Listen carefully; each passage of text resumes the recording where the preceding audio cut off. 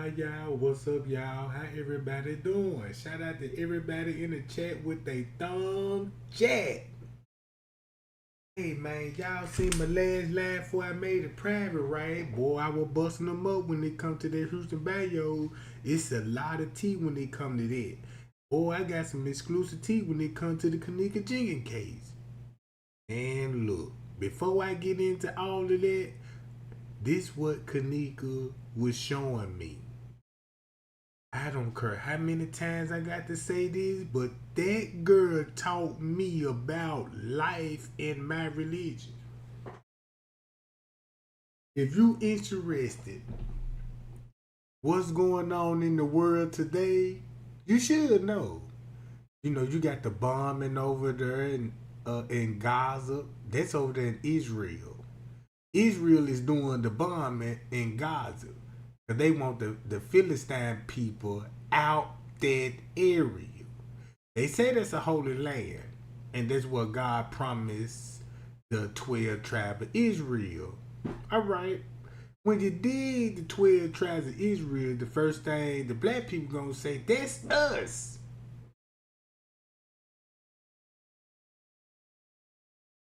That's us. But if you dig a little more research, it could be us.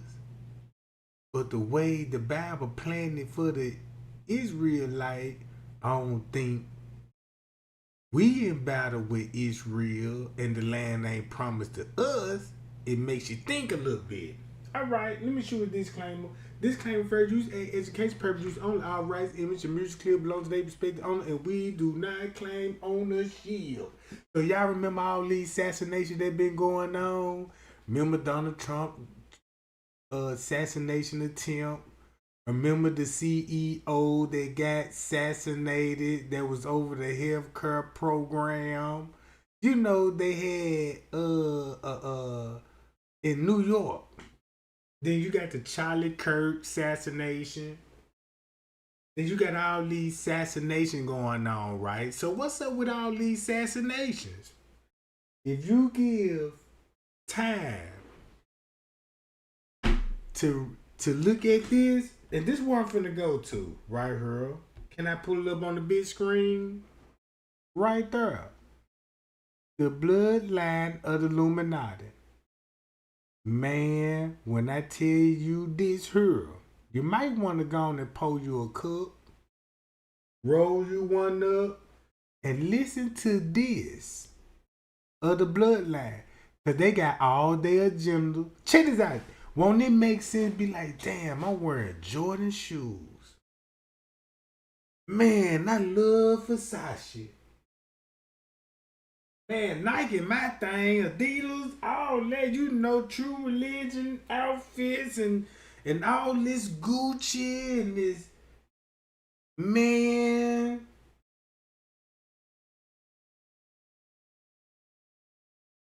Hi y'all. Man, let's get those lights up and let's turn up. Cause don't y'all know who the real bloodline? Let me break it down before I put it in my narrative. Everybody know about Kennedy, right? President Kennedy, President John Fitzgerald Kennedy. All right. Let history explain it. Yeah, you know he was a president. You know he mentioned the man on the moon. He mentioned about the aliens and stuff. And you know he got assassinated because he was going against the mob and all that. But you know he was a mafia of his own. And check this out. Did you know this about JFK? JFK had something to do with King Hybrid. That's the Freemasonry. That's the widow's son. Thumb me up, y'all know about when it come to Freemasonry, about the widow's son, King Howard built. They were building King Solomon Temple. Thumb me up, you know about that story right there, because it's in the Bible. I'm quite sure your preacher done taught that to you. I'm quite sure your preacher done taught that to you. You can read this in the book of Solomon. And you can read some of it in the book of Kings. Right? So if you know about that, when they were building the temple, then he ended up got murdered in the temple because they wanted to know what was the secret and how you know how to disrupt, you know what I'm saying, build these type of things, and what type of knowledge and wisdom do you have? If if you take a couple of minutes out your time and let Trey Gang read this Illuminati bloodline to you, you will learn something new. Did you know that the Kennedy family has something to do with King Hiram in the book, in the Bible? Did you know that? Did you know that was a part of the murder? This the Kennedy. That was a part of the murder.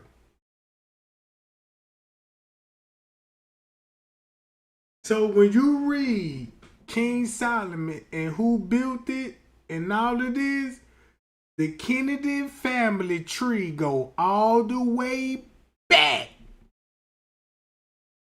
to that time frame, and they were responsible for the killing. Shit. Did you know that? Now that's big. If this written in the Bible, so do this got your full understanding now? Do this got your full attention? All right. So let's get started, gang. Cause when it comes to the presidents, the politicians, who appoint these people in power, these the people that appoint your president to you. These the people that point your governments, your, you know what I'm saying, your government, your presidents, your security, you know what I'm saying. All these the people right here.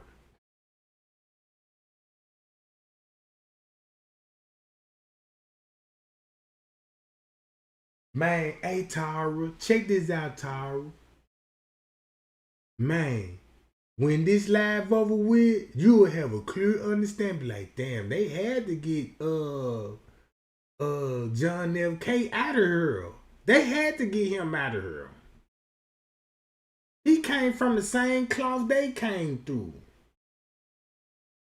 So when he got to mention secret society, look what happened to him. His last speech was about the secret society and all this old shit. And look at Martin Luther King got assassinated talking about the same secret society. Yep. So yeah, y'all. Man, let's get to it. Check this out. And I'm gonna mute my microphone. Cause when it all said and done, you finna look at the Charlie Kirk murder. You finna look at Ted Bundy murder. Don't you know this go back to Ted Bundy? I'm just trying to get y'all heads up what y'all about to hear. Ted Bundy. Y'all remember Ted Bundy, the serial killer? Don't you know he is a part of the 13 Royal Bloodline? Shit, I didn't even know that.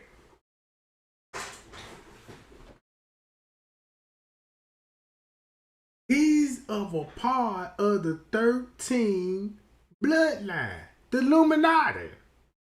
They Bundy family, bruh.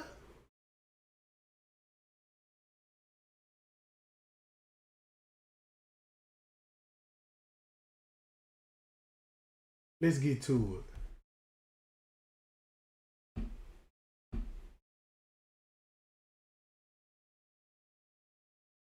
Bloodlines of Illuminati. By Fritz Springmeier, 1995. Introduction. I am pleased and honored to present this book to those in the world who love the truth. This is a book for lovers of the truth. This is a book for those who are already familiar with my past writings. An Illuminati Grand Master once said that the world is a stage and we are all actors. Of course, this was not an original thought, but it certainly is a way of describing the Illuminati view of how the world works. The people of the world are an audience to which the Illuminati entertain with propaganda. Just one of the thousands of recent examples of this type of acting done for the public was President Bill Clinton's 1995 State of the Union address.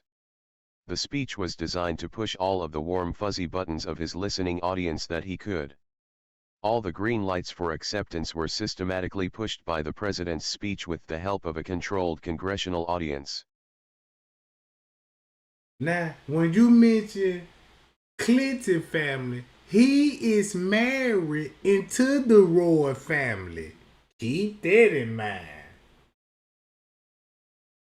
Keep that in mind. Because the things that I found out about Bill Clinton, I remember when you were running for president and went on our City Hall show and Down for the Black People.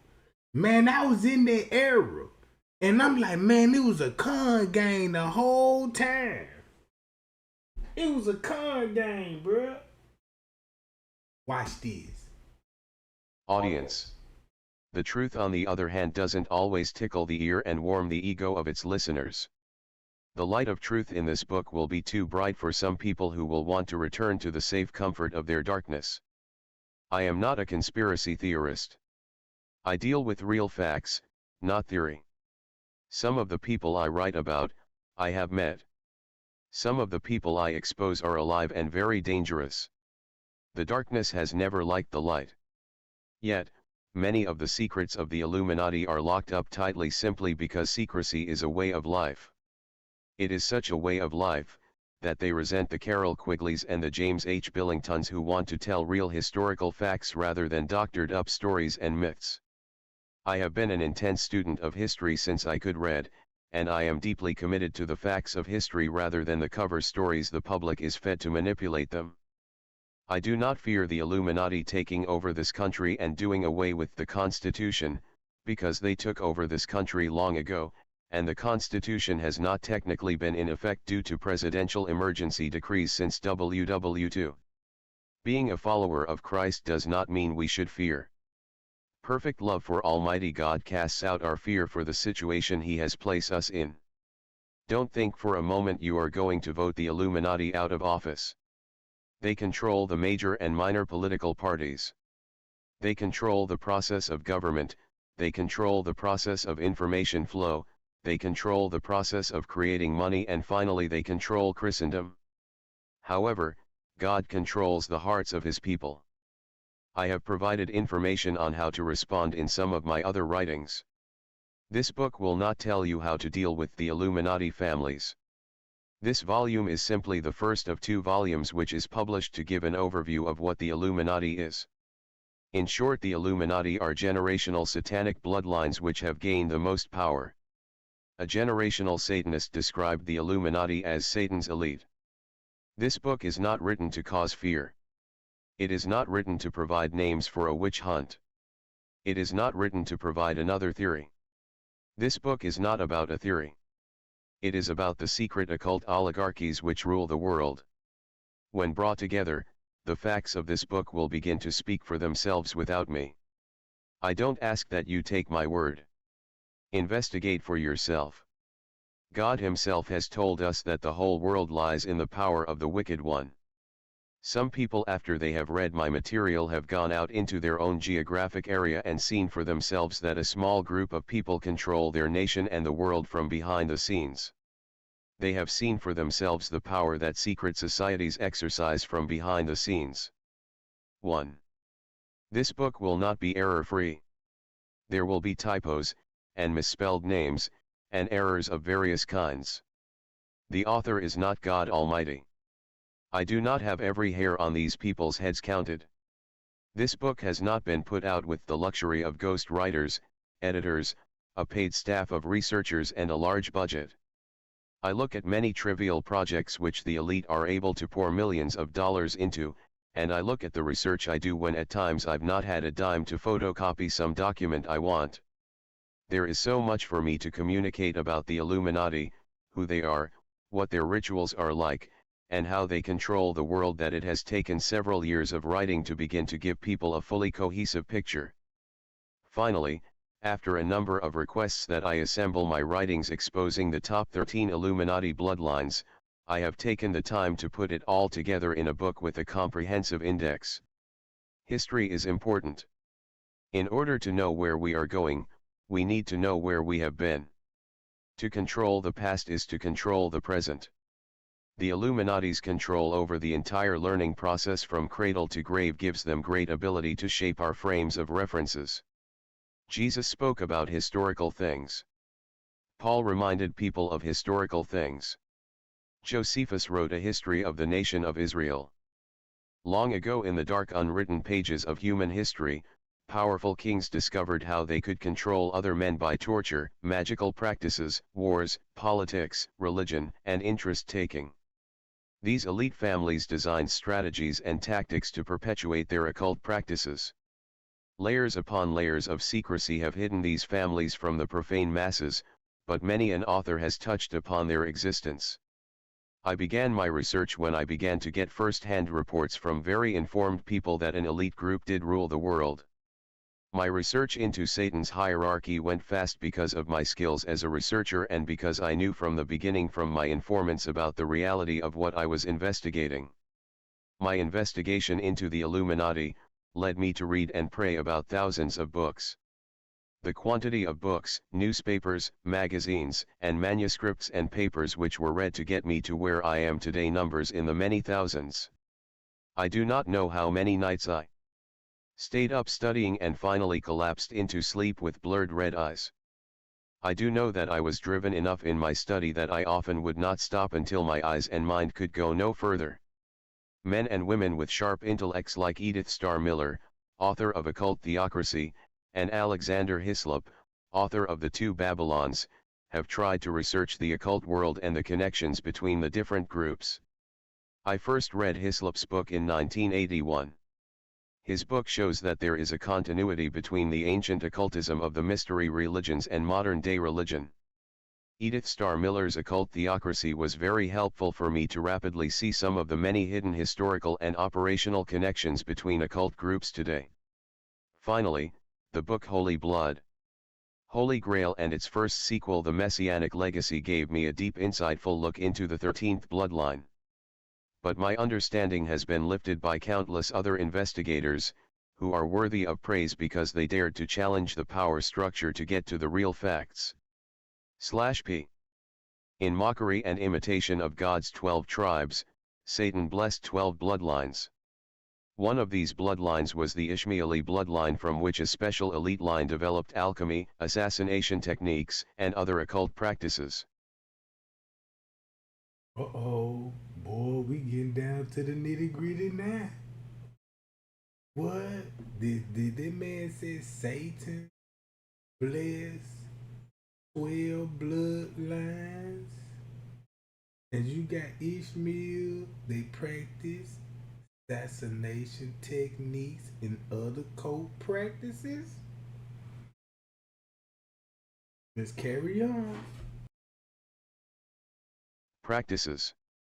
One bloodline was Egyptian/Celtic/Druidic from which Druidism was developed. One bloodline was in the Orient and developed Oriental magic.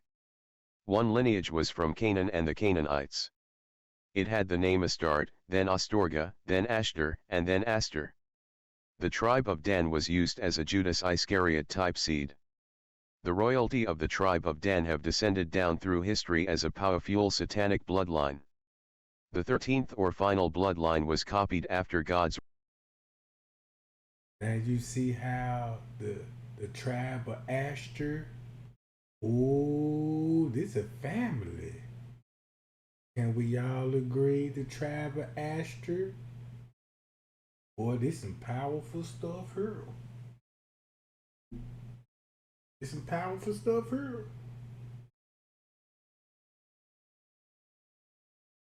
And man, you can trace this to the Bible, Jack. Can we all agree?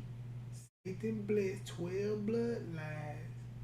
Ashtamel, one of the bloodlines of special elites, down with assassinations. So now you finna see who will be doing a lot of assassination. They got assassination community, right? All right. Here go the family that Satan blessed. Why I pulled it up on the screen. And once you look at the family connection, when they go to the Astors, just look at the family tree line. Remember Roosevelt? He was the president. Keep this in mind, right? Check this out. God's royal lineage of Jesus. This was the Satanic house of David with their blood, which they believe is not only from the house of David but also from the lineage of Jesus, who they claim had a wife and children. The 13th Satanic bloodline was instilled with the direct seed of Satan so that they would not only carry Christ's blood but also the blood of his brother Lucifer. /P.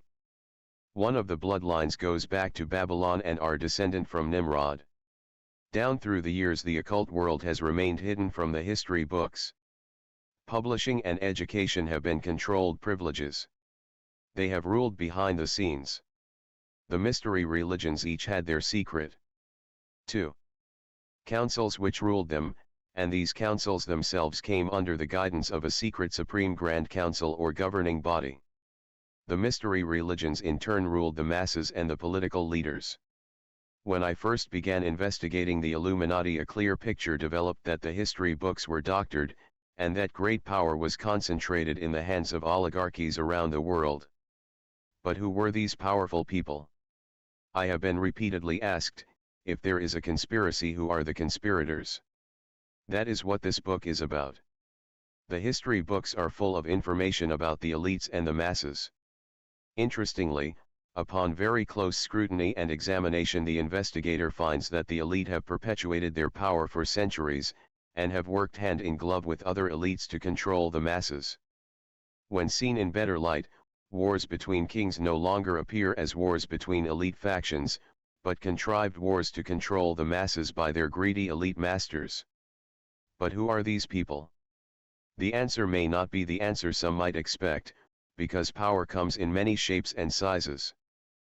Power doesn't have to have high visibility to be active.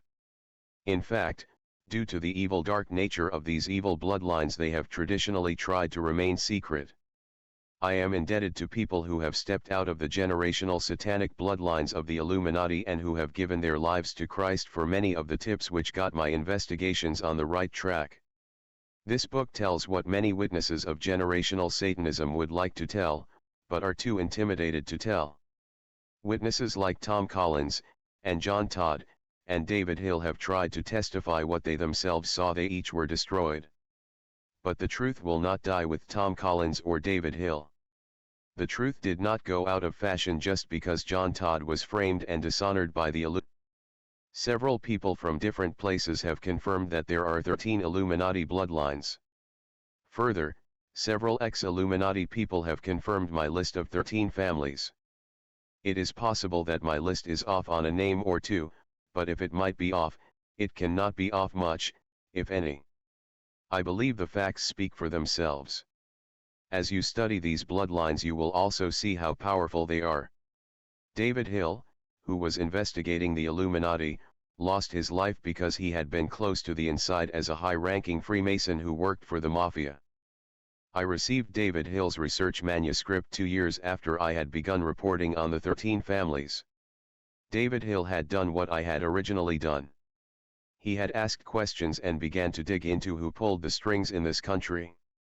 Both David and I discovered the names of some of the more obvious powerful families.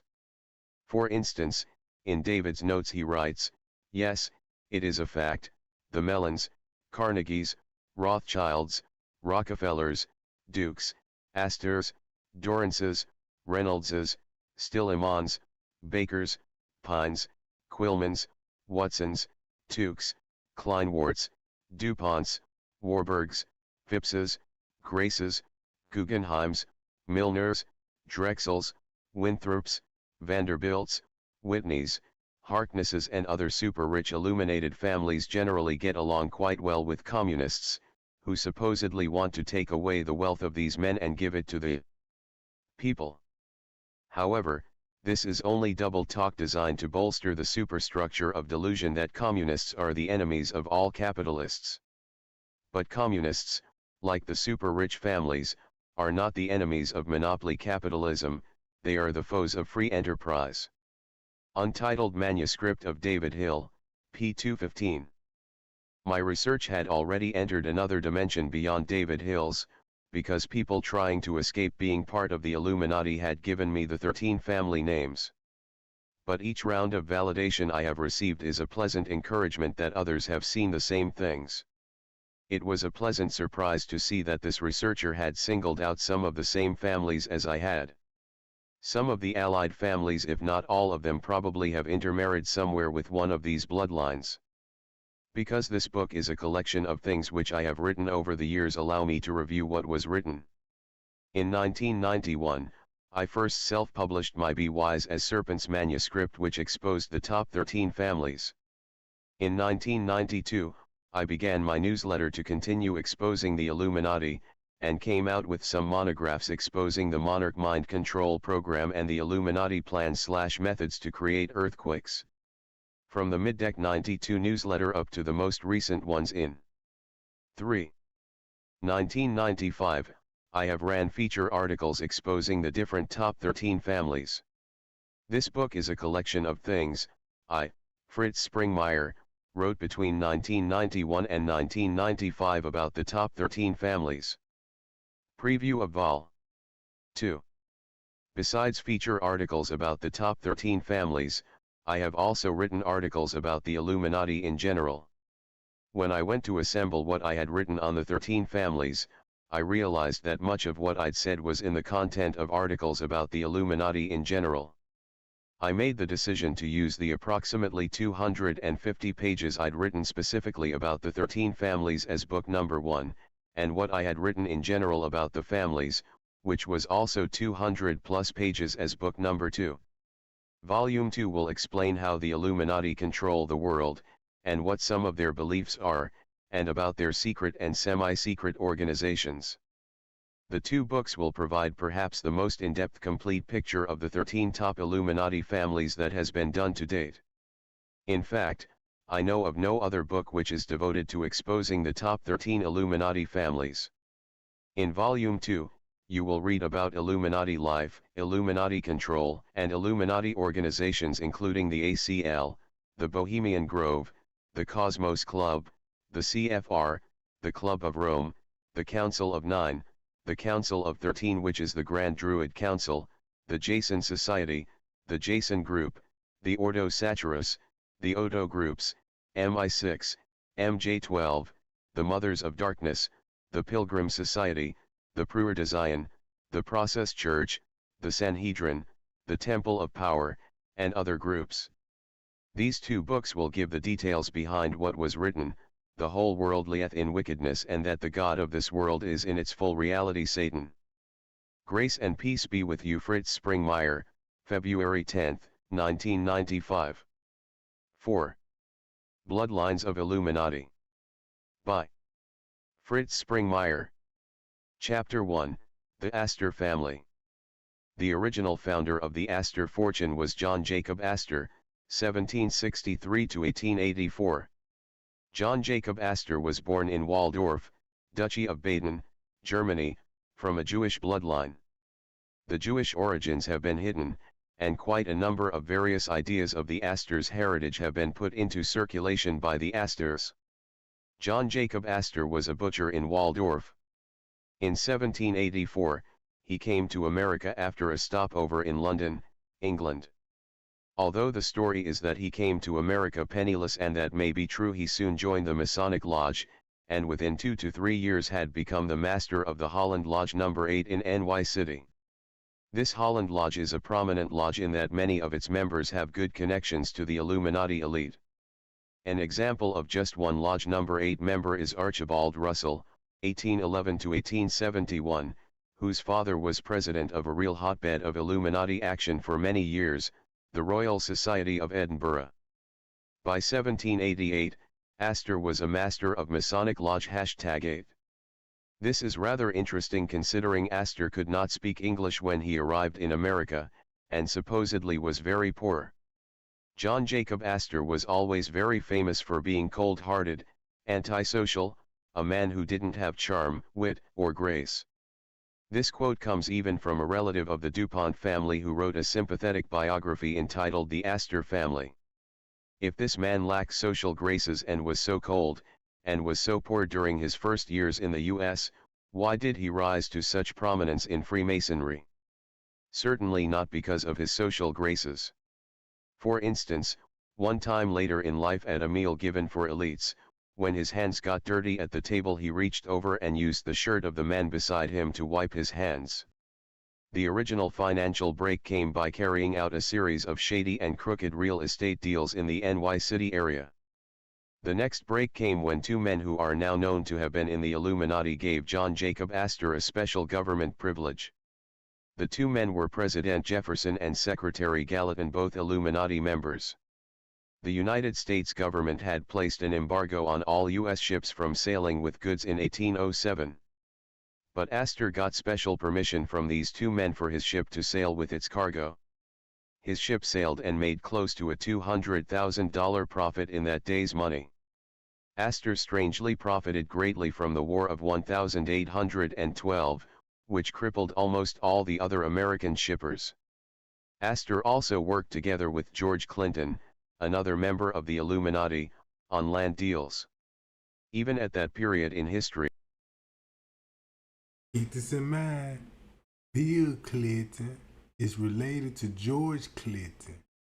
He got something to do with the third president in the United States when it comes to Freemasonry. Keep that in mind. In history, British intelligence worked for the Committee of 300 and for the 13 top families. It is interesting then, that John Coleman, who had access as an intelligence agent to secret documents, discovered that the original John Jacob Astor was also a British secret agent. The 13 families have very intimate roles with the American and British intelligence cults. Prior to 1817, John Jacob Astor entered into the fur trade and remained the biggest player in the fur trade until he got out of it in 1834. Over the years, he had managed to build up a monopoly. How he managed to push everyone else out is a good question. Bear in mind, white people had been trapping furs in the New World for several centuries, and the Indians for who knows how long. Then this guy Astor comes along and in a few years totally owns 1. The whole industry. Again, this could only have happened because the occult power of this Astor family gave them the right. Obviously, others in the Committee of 300 had to step aside. If his position in the hierarchy had not given Astor the right, believe me, the other families that originally controlled the fur trade would have gotten rid of Astor. One result of his fur company was that a Astoria was created.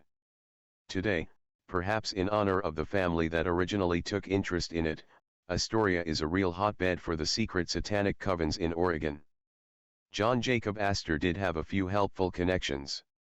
3 of his relatives were captains on clipper ships. He had connections in London to the Backhouse family. He married a Todd, a family frequently associated with Satanism. His wife, a Todd, was also connected to the influential Brevoort family. And finally, for some reason, John Jacob Astor was also on good relations with the politicians of the day, perhaps because most of them were Freemasons too. For a few years John Jacob Astor had participated in the opium trade, but in 1818 he publicly quit running opium to China. John Coleman, in his good book The Conspirators' Hierarchy, The Story of the Committee of 300, p. 131 notes, John Jacob Astor made a huge fortune out of the China opium trade. It was the Committee of 300 who chose who would be allowed to participate in the fabulously lucrative China opium trade, through its monopolistic BEIC, and the beneficiaries of their largesse remained forever wedded to the Committee of 300. Interestingly, another top 13 family, the Russells, was also one of the lucky ones to get a slice of the China opium trade. That's how you got drugs in the United States. That's how you got drugs in the United States. Trade. It is clear repeatedly from history that Astor was privy to inside information in the government, and maintained his own courier system. John Jacob Astor bought up large amounts of land in New York, which land greatly increased in value. The financial panic of 1837 allowed him to foreclose on a large number of mortgages. John Jacob Astor's wealth continued to skyrocket. As one biography said, when it came to a question of principle versus profit, Astor was a practical man. Put simply, he had no scruples. Astor had a reputation for being a ruthless landlord. He also had the reputation of not paying his legitimate debts. Astor became a banker, and sat on the board of 5 directors of the new national bank that Hamilton created for the U.S. government called the Bank of the United States. Astor owned a large block of the stock of the Bank of the United States. Astor also was fairly active during his life as a Freemason, holding several more key positions in the secret lodge life. John Jacob was the richest man in the United States. Note this reference. Myers, Gustavus. History of the Great American Fortunes. London, Stationers' Hall, 1909, p. 147 said, statistics issued in 1844 of manufacturers in the United States showed a total gross amount of $307,196,844 invested. Astor's wealth, then, was 1/15 of the whole amount invested throughout the territory of the United States. Is having 1/15 of all of what American money is invested not rich? John Jacob Astor's descendants had a penchant for secrecy, and set up things to rule from behind the scenes. In contrast, to some of the other top families, the Astors preferred not to sit on boards of corporations they controlled. In 1890, a real estate expert calculated the Astors owned 1/20 of New York City real estate. After making their fortune while residing in the New York area, the Astors by and large have all gone to England. They still wield great financial power in the United States through proxies. Keep this in mind, this is going to be a part of the Jeffrey Epstein case. In case you didn't know, this why Trump was like, well, look, they don't want these names to come out in the Jeffrey Epstein file. Just to throw that out there. But boy, them last names finna be powerful.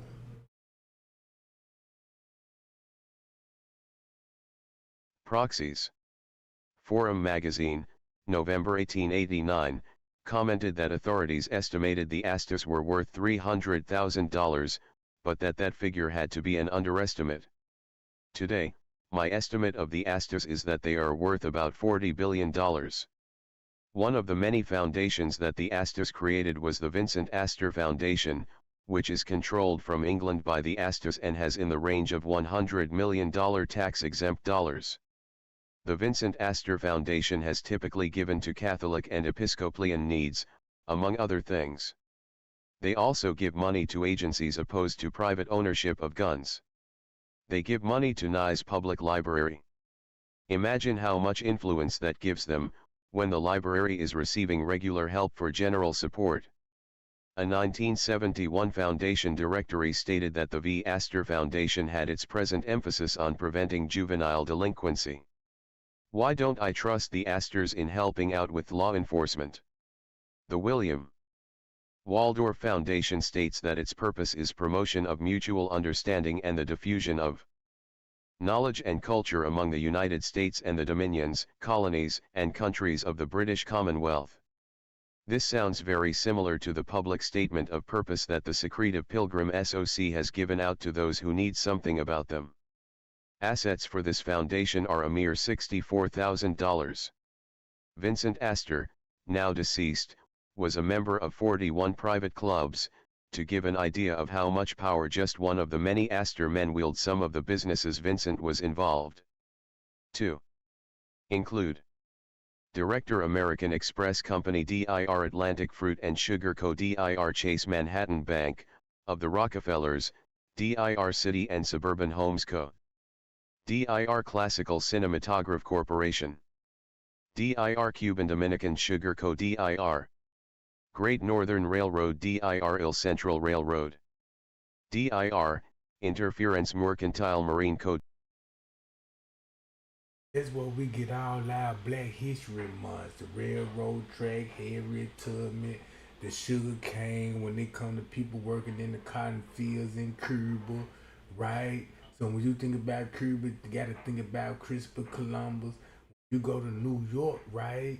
Man, look, this stuff is finna get super deep. If you're interested in listening and want to learn a little more, you finna realize, like, man, Trey Gang. Boy, I'm looking at the Charlie Kirk assassination, the JFK, Martin Luther King. I gotta look at that different now, because they didn't get assassinated for nothing. Huh. Co. dir National Park Bank of New York dir New York County Trust Co. dir Weekly Publications Inc. dir Western Union Telegraph Trustee New York. Zoological SOC Advisor to Bankers Trust of NA Member America Museum of NAT History Member NAT Institute of SOC Sciences. Notice these last two, like so many elite-controlled organizations, are heavily involved in the spread of the evolution theory. Just like the Rothschilds, DuPonts, and Rockefellers, the Astors always set one of their Astor males as the head of the entire family. This headship is passed down as a birthright within the different branches of the family, just as any king passes on his throne. On the corner of 33rd St. and 5th Ave, the site later began the site of the Empire State Building. The original Waldorf Astoria Hotel was built by William Waldorf, et al.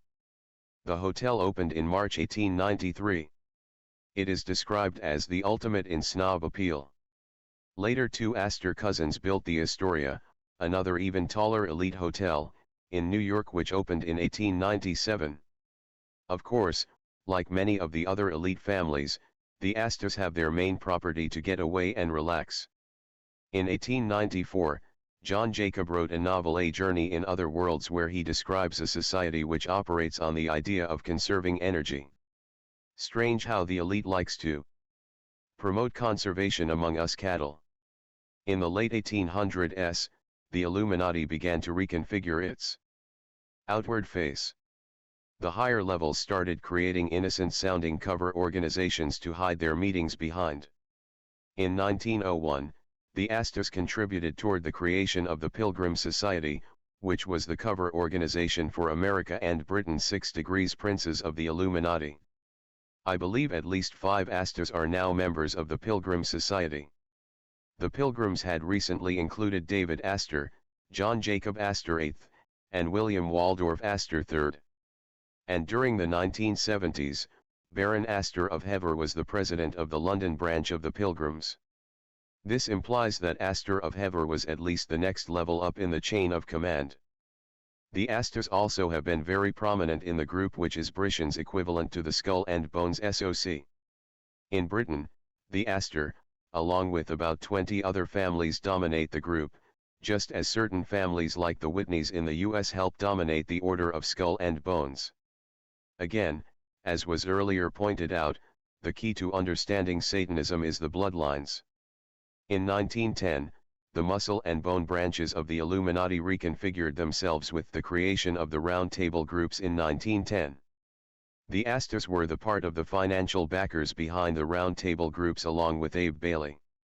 Rhodes and Milner were key players in setting up the Society of the Elect, a super-secret top circle of Illuminati. Rhodes Trust, in part helped by the Astor, helps finance the Rhodes Scholarship System. Rhodes, a high-ranking Freemason, wanted the Masonic claptrap as part of these various new groups, but Milner and Brett did away with the Masonic rituals and costumes, etc. In 1919, the Royal Institute of International Affairs, RIIA, was created.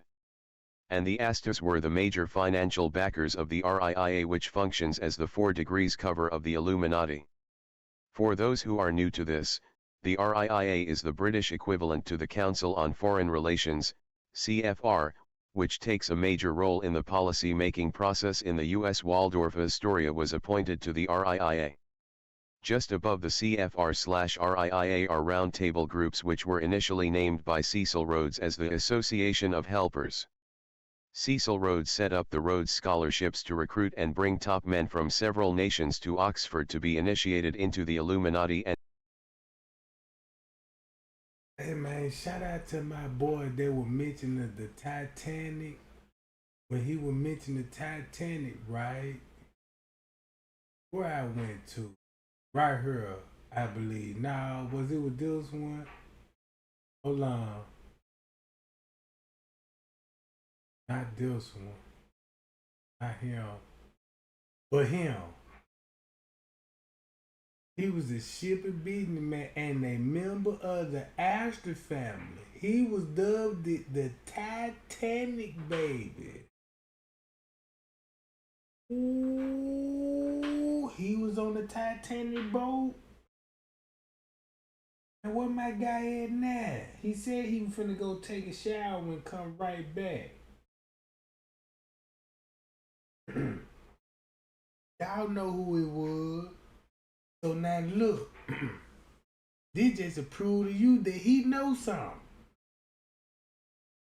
Man, you mean to tell me you had the Astor family in the Titanic? Cause when I looked at the Titanic, it wasn't nothing but rich people on there. And you had a black rich couple on there too.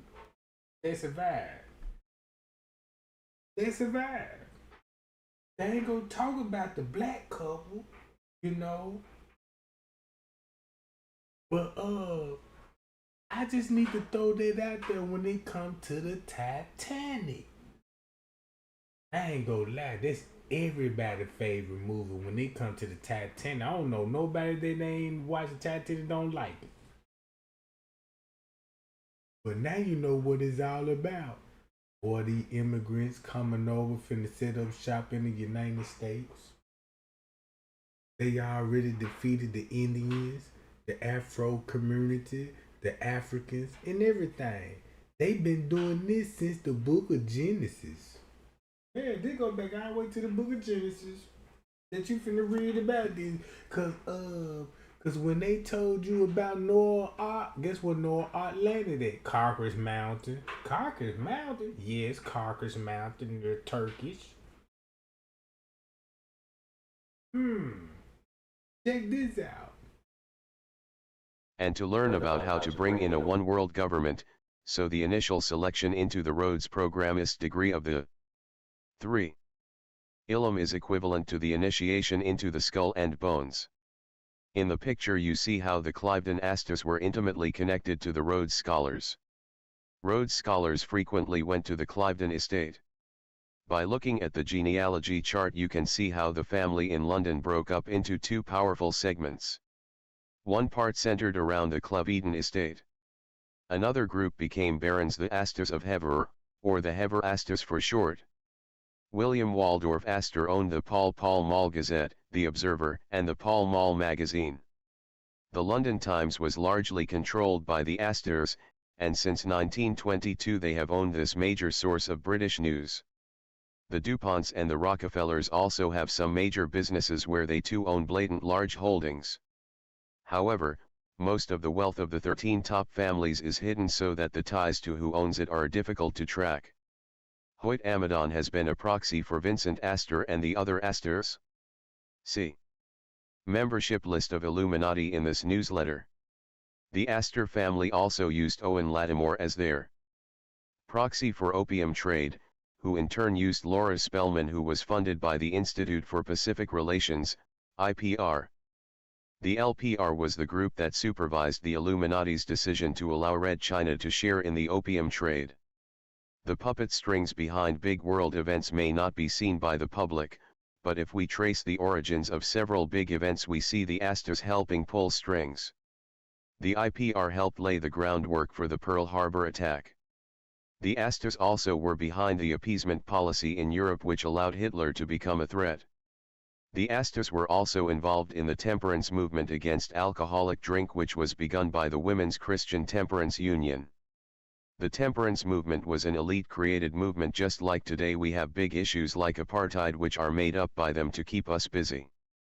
Joseph Kennedy and Onassis, two other top 13 Illuminati families, got rich off of the temperance movement by bootlegging. So many people have exposed the temperance movement.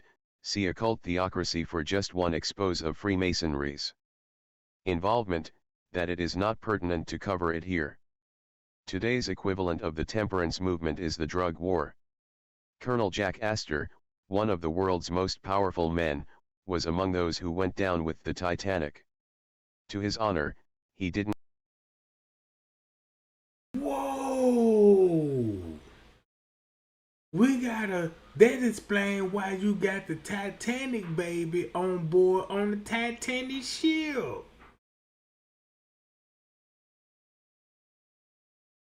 Ain't this real history right here? I look at the Titanic different. It wasn't about no redhead chick meeting Jack on the goddamn boat because she didn't want to marry this sucker that she was, you know what I'm talking about? It was more than that.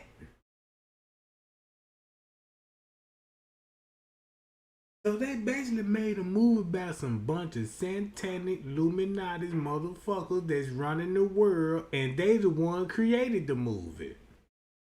Boy, they got control of the history. They can say what they want to say about history. They can make things up and we'll go along with it.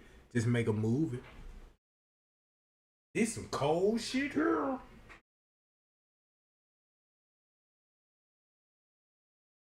Didn't have to sacrifice his life, but did. If he had been a scoundrel, he could have chased a woman and her children from some lifeboat. Many sermons have been preached on the significance of the. So that explains why they was saving all of them first and let everybody else drown on that giant.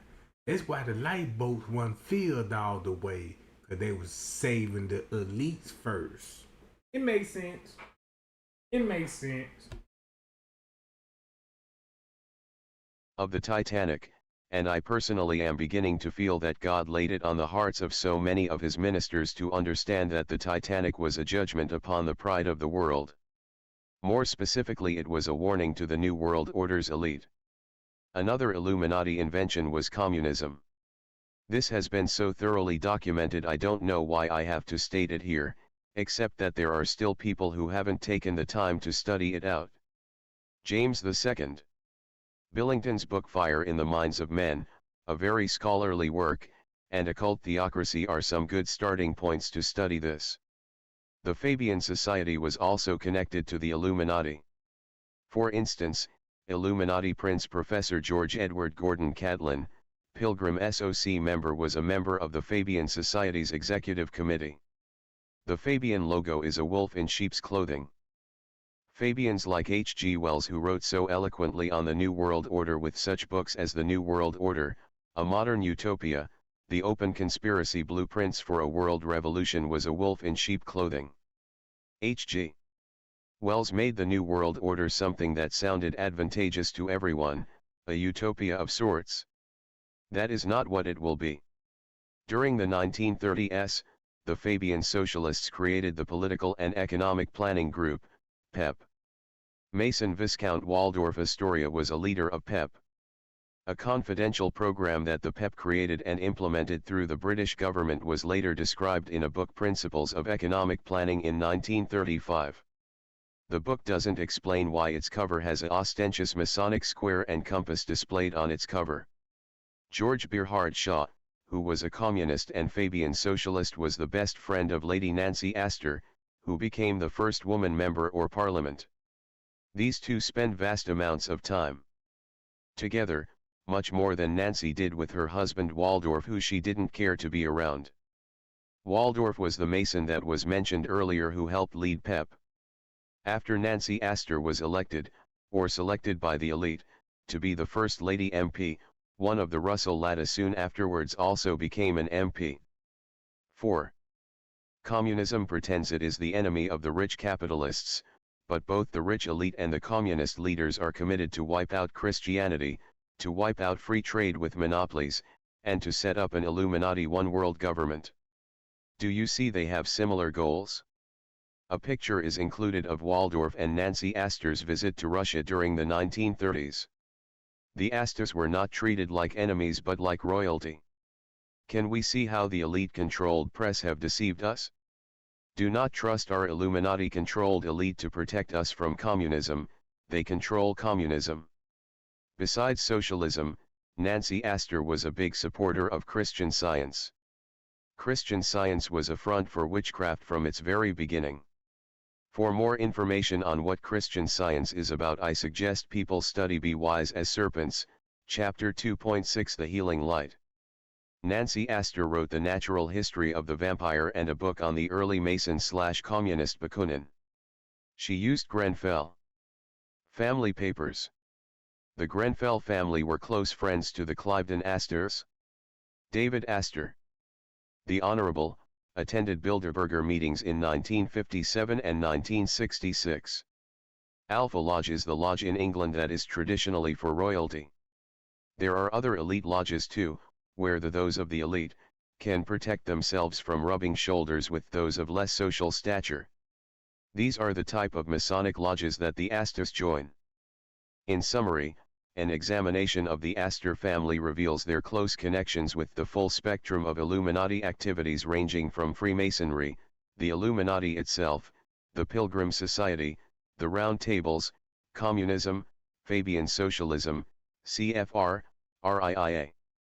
The Bilderbergers, as well as the various politically, that is Illuminati, tainted banks such as Chase Manhattan. Ava Alice Muriel Astor was an occultist. She was born in 1902, was pretty but also a very serious woman. She was a very strong-willed person that was able to dominate a person in her presence unless they were also strong-willed. She was into Egyptian magic and believed she was the reincarnation of an Egyptian princess and a disciple of Akhenaten. Alice Astor may have been one of the first people to enter King Tut's tomb, where she got herself a necklace. Aldous Huxley wrote Brave New World as a picture of things that were to come. Most people think as a expose, but it was really more as a plan or blueprint. Aldous Huxley and Alice did a great deal of occult things together. Their financial power is unchecked. Myers and others have noted the Astors are above the law. The top 13 families don't obey the law, they are the law.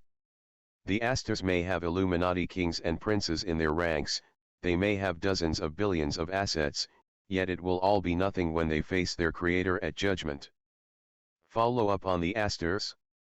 One of the items that I felt I should have given the readers back in the January 1, 93 issue was the Masonic background of John Jacob Astor, 1763 to 1848. For the record, here is his Masonic involvement. Master of the Holland Lodge No. 8, of N.Y.C-1788, Grand Treasurer of the Grand Lodge of New York 1796-1801, Junior Grand Warden on 2 occasions 1796 and 1801, Secretary of the Commandery, then called encampments. For a busy man, he kept himself busy in his Masonic work. The Astor family revisited with information on their Chandler branch. There are 13 top bloodlines. 13 families or bloodlines are at the top, and 5 of these families are the inside core of these 13.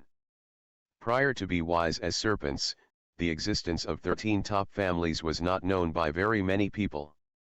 The existence of the 13 families had come out in Barry Smith's book Final Notice in the 1980s, but the names were still unknown. Barry Smith of Australia wrote in his book Final Notice P9, there are 13 families or groups heading up the world government plan. These families are 5. Portrayed as the 13 layers of blocks found on the strange seal on the reverse side of the US $1 bill. In a Little Red article, one SRA victim recently wrote that Satanism was controlled by a few families. Recently, one of the DuPonts was on a television show because the DuPonts were trying to kidnap him because they didn't like his support for the book Dope, Inc. I was able to get a copy of the book, and was overjoyed to find such an excellent book. My sources have been telling me that the top Illuminati families were behind the drug trade. Yes, Satan's top followers are also the kingpins in destroying humanity for profit through drug trafficking. The following families, besides others, or individuals from these families are mentioned in Dope Incorporated as involved in some aspect of the drug trade: the Astors, Bundys, DuPonts, Freemans, Kennedys, Lees, Rockefellers, Rothschilds, and Russells. It is no coincidence that 9 of So nobody didn't even know the Kennedy family is the royal bloodline too. Did anybody know the Kennedy family was the royal bloodline that date all the way? I didn't even know they talked about the Kennedy family in the Bible. In the Bible, they don't strike a nerve now. In the Bible, they're dealing with King Solomon temple. Bro, if this ain't some big shit going on, now you finna see, damn, Donald Trump. Now I see why Donald Trump's so powerful. Look at his friends. Look at all the presidents. All them crooks. You just gotta pick a crook out. Man, don't you know how many black people finna vote for the next president and the things that I know now? I wouldn't even vote. I wouldn't even fuck the vote. Fuck a president right now. Cause all they finna do is send the crooks in front of you, about 6 goddamn crooks, and you gotta pick one with the better speech. And guess what they all say? Yeah, we need your black people. They'll bring rappers, R&B singers, entertainment, all in the president. Just to soften your ass up to vote for another devil-worshipping Freemason demon. You buy all they jersey, you buy all they shoes. Don't you know these the people that you see on the screen right now that own the tax? When we pay taxes, guess who pocket is going in? They pockets. Guess who we work for? They companies. Guess who you would spend your hard-earned money just to drip down in some goddamn Gucci, Vince Villaga, all this Nike shit, all this designer clothes, and you giving it to the devil? Shame on you. Shame on you.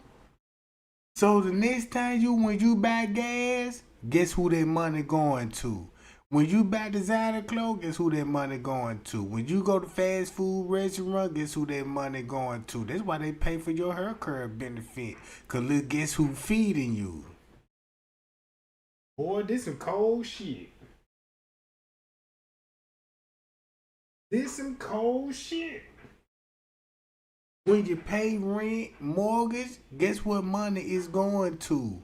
These people. These people said they God chosen people. This what they said they the real Jews and the real Hebrew Israelites. Man,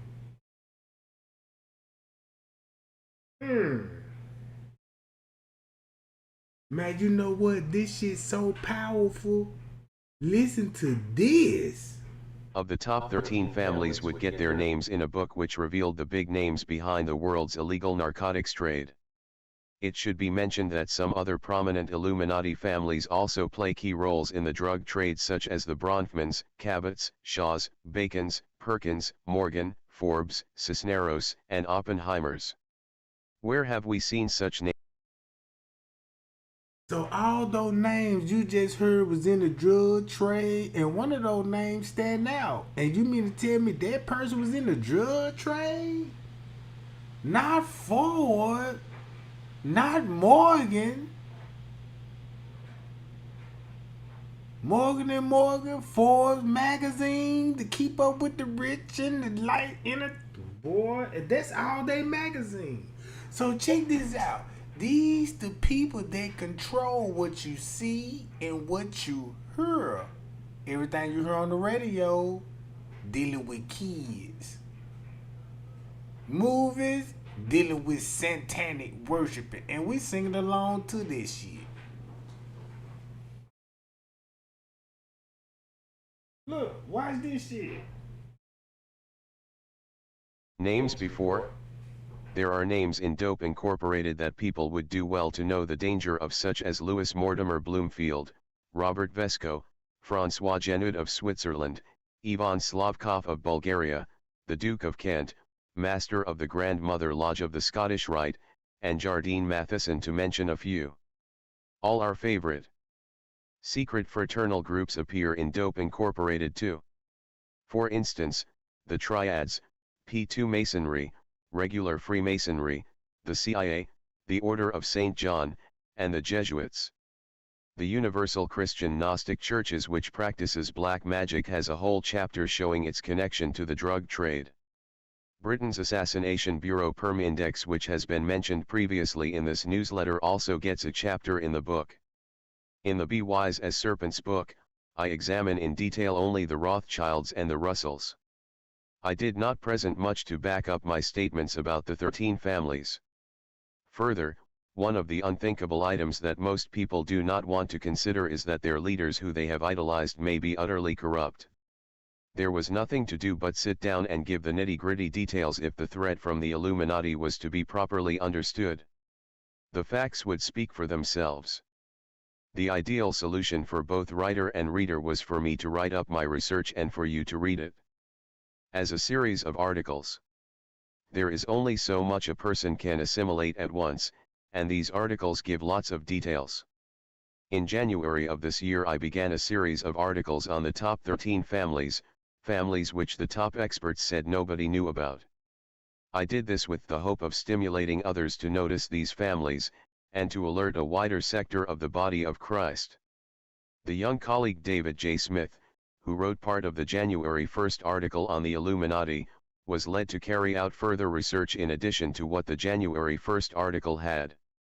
Most of this article's information on the Astos then is a result of David's research. Difficulty in determining the facts. Most of the material put out on the Astos shows the unmistakable mark of distortion by writers and historians giving information in line with what the Astos wanted the public to get. Books on the Astos contain both believable and unbelievable material, fact and fiction. Some of the real facts may remain obscured forever, but that has not stopped us from getting the most accurate picture we could reconstruct. The Astos do not make the task of investigating them easy. They have been very secret and very deceptive since they arrived in this nation. John Jacob Astor, the first prominent Astor, was a notorious liar. He was known on occasion to invent romantic tales for the edification of people who annoyed him with questions. Men who knew him best were, therefore, neither ready to discredit completely all legends about his exploits nor to repeat them as gospel. The truth, they suspected, lay somewhere between the two extremes. Terrell, John Upton. Furs by Astor, p. 102. John Jacobs. Son ensured that his father's lies would go unchallenged by incinerating all of his personal records, business records, and other papers. Origin of the family and its name. The Astors have come up with various origins for themselves, and those for or against the family have added more ideas. One strong possibility is that the Astors are descendants of the Astorga family found in southern Italy before the 1600s. The most likely meaning of the name is that both Astorga 6 and Astor are variations meaning Astarte, who is the mother of the occult. Her name is also Semiramis. In Babylon the Trinity was Nimrod, the sun, Semiramis, the moon, and Tammuz, the morning star. In Egypt, these gods were called Osiris, Isis, and Horus. The pictures and statues Isis and Horns were renamed by the Roman Catholic Church as the Virgin Mary and the Christ Child. The family in Europe. The family may have moved from Savoy to Waldorf, Germany. Although it is not a certainty, the best explanation from the available clues indicates that Waldorf's coven had some important personages in the witchcraft/satanic system, and that Johann Astor's family had power. At that time in Europe, The Astor family had no chance to turn their occult power into success. The power and class structure in Europe was rigid and gridlocked. The boundaries between peasant and aristocracy were solidly in place. So the family looked to the New World to transmute their position in the Satanic hierarchy into financial wealth and power. Johann Astor in Waldorf was only a butcher. His best son John Jacob, 1763–1848, was selected to establish the House of Astor in America. John Jacob Astor goes to America. At age 16, John Jacob Astor quit helping the family butcher business, went to England and then later to America. Looking at the details of things, and piecing the truth together, it appears that his satanic authority was already in place, because he was... Hey, there he go. He back in the chat. Hey, check this out, bruh. You know when you said, man, your daddy taught you a lot of things and we're talking about the Titanic. Guess who was on the Titanic? The Astor family.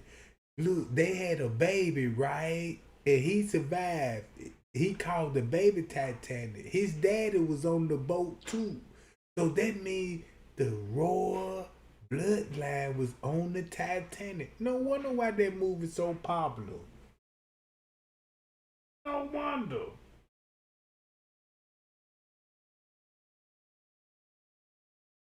No wonder, bruh. Look how much they put into it. Yeah, this shit was lavish. Boy, it was gold on this ship, silver, gold, antique dishes, elegant. But watch this, they was on the boat. And they was on the boat when that motherfucker sink. So guess who they was saving first off the boat and left everybody else drown? Boy, that's some cold shit. Was able to travel to England, and as a German-speaking peasant converse face-to-face with the Backhouse family in England. Of course the biographers make it sound like John Jacob Astor left Germany for himself, rather than his family. Michael Astor gives a glimpse of John Jacob's mission.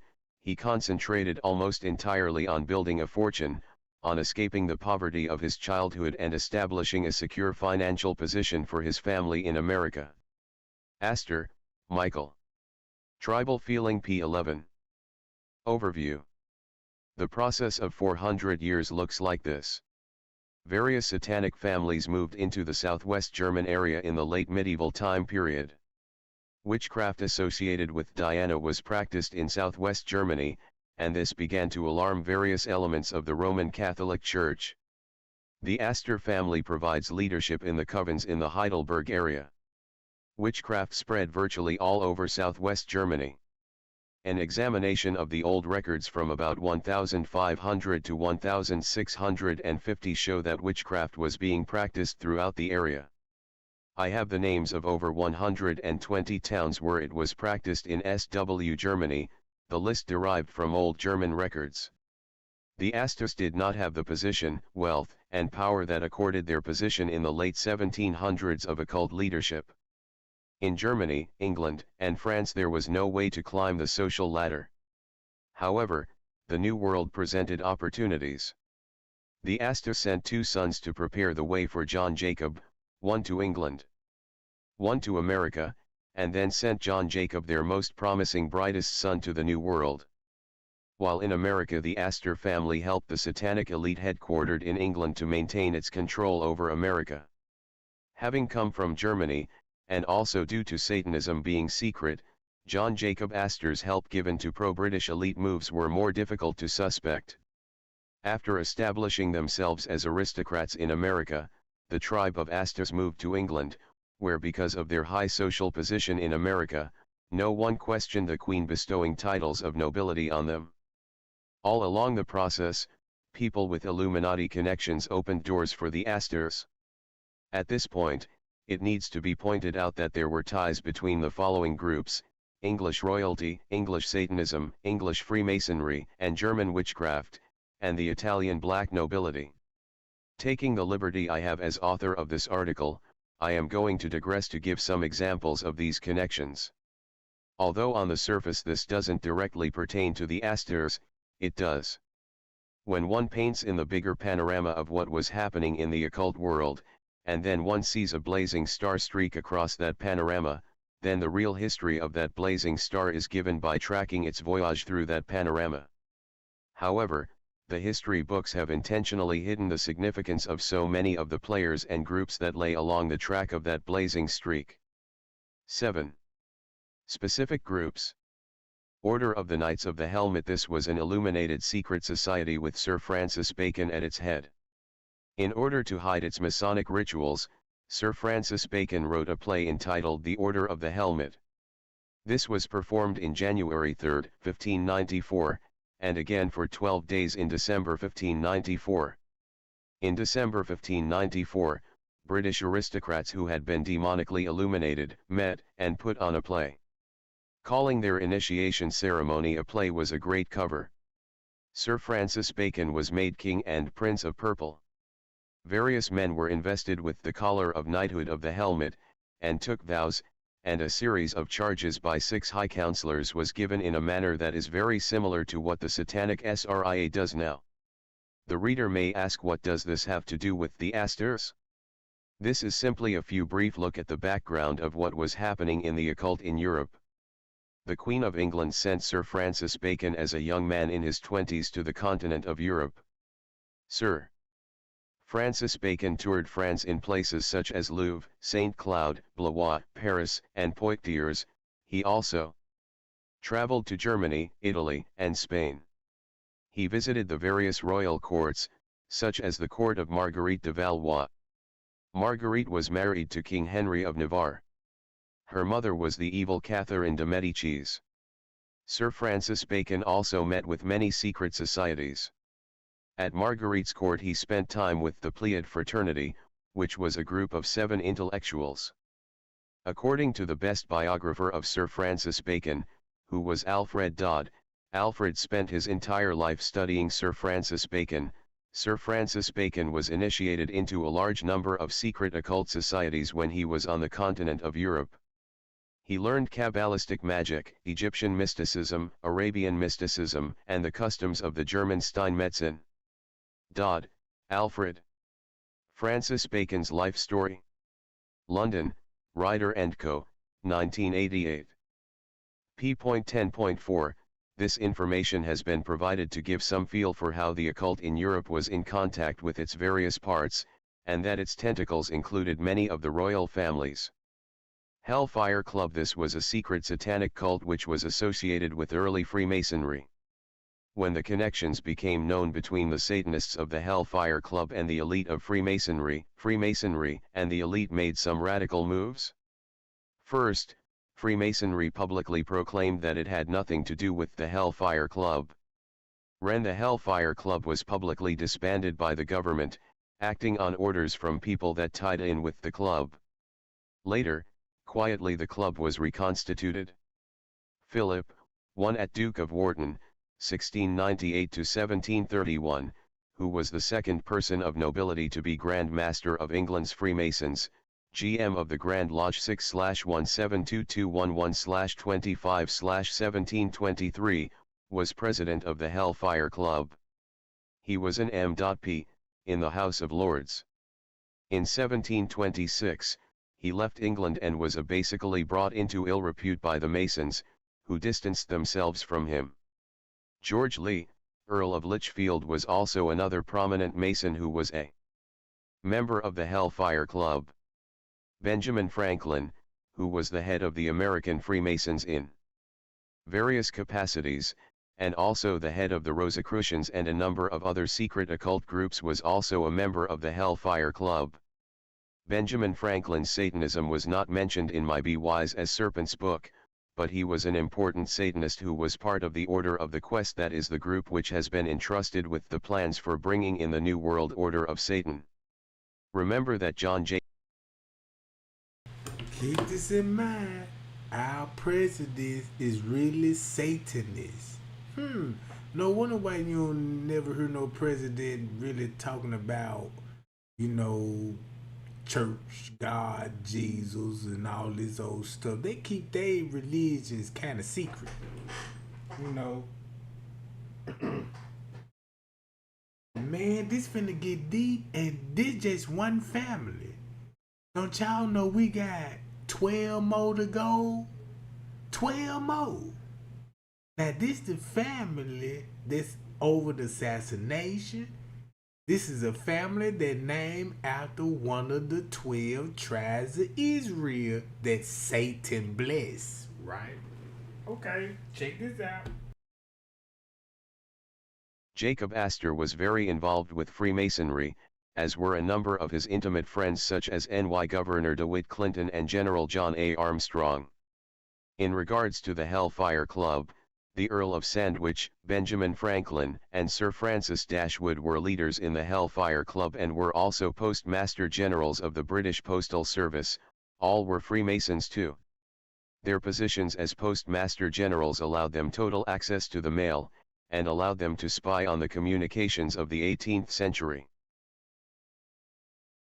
Boy, they were master of the post. That's how the mail. Ooh, that's why the mail got an eagle on that joint. Boy, this some deep stuff. And they telling you this why they use the mail system. It's a weapon. You see what I'm saying? Boy, this some cold monopoly shit here. Century. The man who became Postmaster General after Dashwood, who moved on to be AM.P, in the BR Parliament, was the Mason John Wilkes. John Wilkes took over in 1766, in 1774 was Lord Mayor of London. Y'all remember this song, John Wilkes and Jimmy Hammersmith? His name was my name too. Whenever we go out, the people always shout, there go Jones and the Rico. Y'all remember that? Woo! And they had us singing this shit in school. Man, they had us singing this shit in school. London. Wilkes then brought one of the original Hellfire Club members, a friend of his, Willis Hill, to help with the postal service. The next Postmaster General was the totally corrupt man, the Earl of Sandwich, who served until 1771. Benjamin Franklin spent the summers of 1772, 1773, and 1774 at Dashwood's estate in West Wickham. The caves under Dashwood's estate at West Wickham were used for satanic sexual rituals, which were participated in by Benjamin Franklin. Ordo Saturnus. This is an old secret satanic German order. In the last few... That's why they found all those skeletons in Benjamin Franklin house. If you look up Benjamin Franklin about all those bodies found in his house, ooh, now you know, whoa, that's murder. That's murder. Look it up right now. You can look it up right now. Split your phone. Look up Benjamin Franklin house where they found all those body parts at. And they try to say, you know, he was like a mortician and stuff and was studying the body, but there was human sacrifice and organ harvest and stealing. In the basement. Woo! In the basement. Man, let me keep playing this, cause this finna get super interesting. Few newsletters I have been. 8. Educating people on the meaning of Saturn. It means Satan. This previous information helps us understand John Jacob Astor, for when he writes in his book A Journey in Other Worlds, the souls of the righteous departed were found on Saturn, where, to a background of weird music, pulsating hearts, luminous brains, and centers of spiritual activity quiver with motion.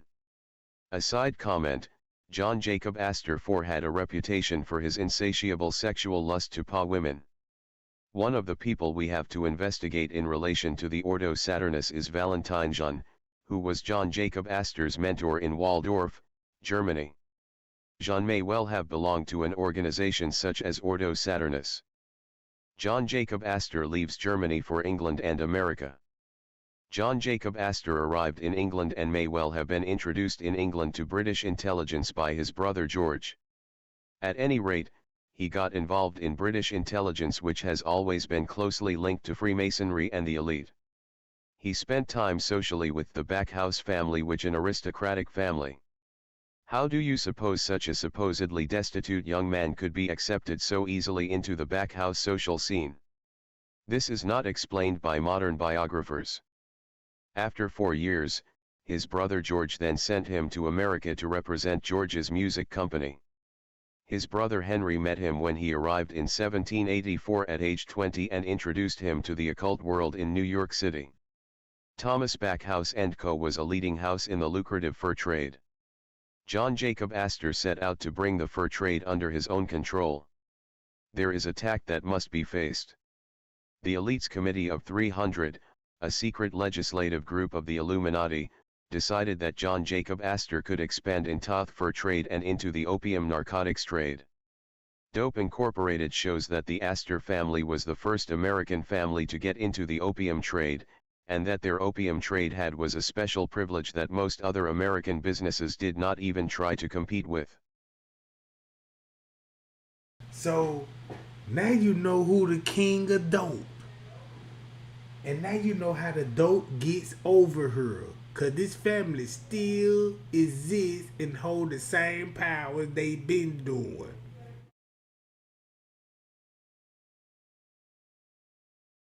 With why? Dope Incorporated doesn't say this, but I know that it is because the Committee of 300 decides such things, not free enterprise.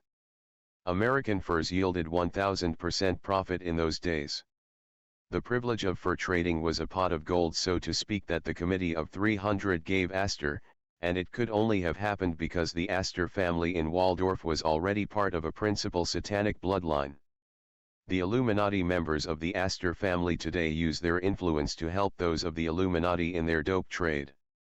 William Backhouse, the American representative of the London Backhouse family, and John Jacob's brother Henry were two of John Jacob's initial contacts in the New World. Soon John Jacob had met all types of people involved in New York's occult world. John Jacob married Sarah Todd. John Jacob's stepmother Christina Barbara is described as the perfect, cruel fairy tale stepmother. John Jacob raised the principle of self-interest to the level of a philosophy and claimed for himself a natural superiority over his less able and less powerful fellow men, a sort of God-given right to exploit the world and its inhabitants for his personal gain. This was not mere cynicism, but a genuine belief that in some way he was among the chosen people for whose convenience and advancement life was ordered. Such people make history, but they also pervert it in human terms because their world and the codes that govern it have nothing to do with morality. Sinclair, David. Dynasty: The Astors and Their Times. p. 59. Astor took Freemasonry seriously. Gov. DeWitt Clinton rose unusually fast in the degrees, but the German immigrant John Jacob, who talked at times as if he had marbles in his mouth, was not far behind him. Astor eventually caught up to Clinton. Terrell. Furs by Astor, p. 84. DeWitt Clinton's uncle George Clinton, who served as Jefferson's vice president. Now they talking about the Clinton family. George Clinton, Dwight Clinton. Bro. So check this out. We heard of being Clinton in the 90s. But that man family tree go all the way back. Damn near Jesus time, bruh. And if you look at it, these gonna be the people that actually killed Jesus and crucified him.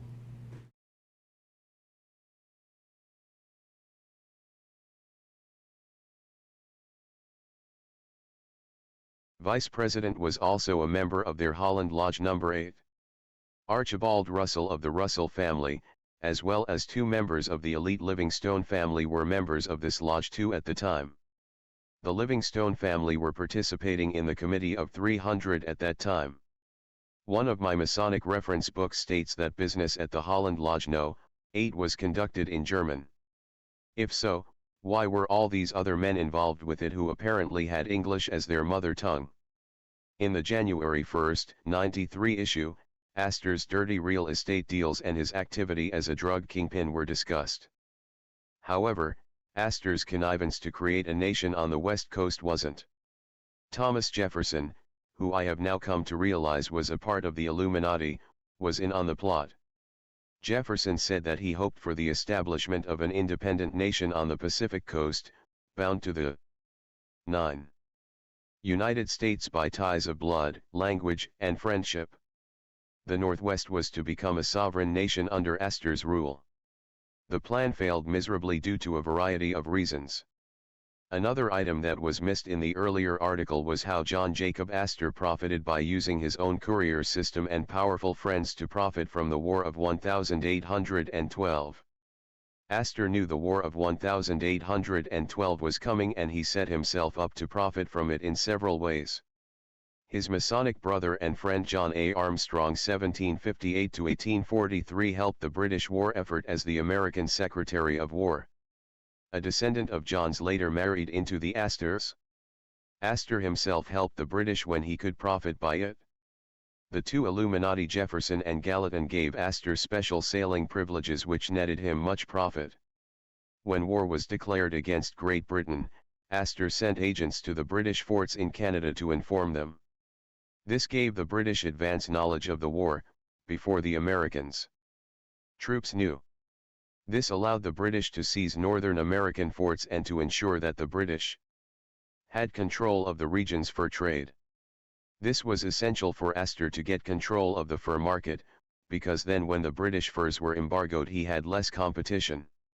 He obtained special permission from the President to import all furs owned by him and held in Canada before the war. He used this permission illegally to trap new furs. When the war ended, Astor was able to heat everyone else to Europe with his furs and make a killing. Astor cleared his name of shame, by sending Washington, D.C. information about a mutiny at a British fort which allowed the U.S. Army to take advantage of the enemy's weak condition to capture the area. John Jacob Astor traded in guns, and his firearms were used in at least one Latin American revolution. Bear in mind Latin American revolutions have all been planned in Masonic lodges.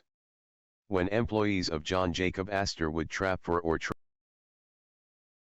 So all the wars gonna be planned in the Malage. So you mean to tell me before they go to war they discuss this in the Masonic Lodge? It makes sense why you got a checkerboard on the floor, cause that's how you play chess. Oh, it makes sense now. trade furs with the Astor fur houses, he paid with letters of credit. Then Astor agents he sent out to ambush and kill them, so that the Astor Fur Company could save money. The deaths were blamed on Indians. Zachary Taylor stated, "Take the American Fur Company in the aggregate, and they are the greatest scoundrels the world ever knew." O'Connor, Harvey. The Astors p.44. William Backhouse Astor. This was the son of John Jacob Astor. He was infamous for his hank treatment of thousands of people who rented from him in New York. There were repealed riots by tenants who were opposed by the harsh, filthy living conditions in the buildings Astor owned, but their complaints were consistently ignored by Astor and their riots suppressed by the police. Only half of the children of his tenants lived to age 20. The Astors were deeply involved with the Tammany organization. William B. supported the corrupt administration of the infamous New York mayor, Fernando Wood. The government at that time was a pack of corrupt men. When Wood was exposed, Astor's involvement was overlooked. This is another example of Astor power. John Jacob III. He was the son of William Backhouse Astor. He was just as haughty, just as cruel, and just as corrupt as his father and grandfather had been. He created sweatshops for the poor masses living in his New York tenements. He also supported corrupt politicians such as the criminal boss Tweed who ran NYC. The Tweed ring stole millions of dollars from the city of New York. Before they finally got caught and sent to prison, Mayor Tweed and gang cost the city $200 million. Again, John Jacob Astor II's power allowed his involvement to be basically overlooked by the press, while Tweed went to prison for life. The Chandler branch. Most of the Astors took off for England, but one branch of the Astors that is clearly involved in Satanism and the occult is the Chandler family. The Chandler family have Astor blood via Mattie Astor Ward. The Chandlers' parents died at an early age, and the Rokeby estate in New York was given by the Astor so that a cousin Mary Marshall could raise the Chandler children. The Chandler family is one branch that clearly shows all the earmarks of the Satanic hierarchy. The behavior of Robert Chandler, Elizabeth Chandler, and Armstrong Chandler have all the classic earmarks of having MPD, and having suffered SRA. The Rokeby mansion that the Chandler family lived in was a haunted house of the first rate. Fairies, ghosts, signs, and potents, and all type of occult activity takes place at this mansion. 10. When top RX Illuminati members who have managed to escape Satanism describe their home life, they mention that occult phenomena was a natural part of home life. This certainly is what life has been like at the Chandler Rokeby mansion. The Channiers are not So basically, they own all this shit in New York then. New York English, especially in New York, bro. They got their own fur company. They got houses that were written out to black people. So that means they own all those towns. I remember the New York Knicks used to be called the Knickerbockers. Before they were called the New York Knicks, they were the Knickerbockers. Look who were owning all of this stuff. The elites. The elites was owning all of this stuff.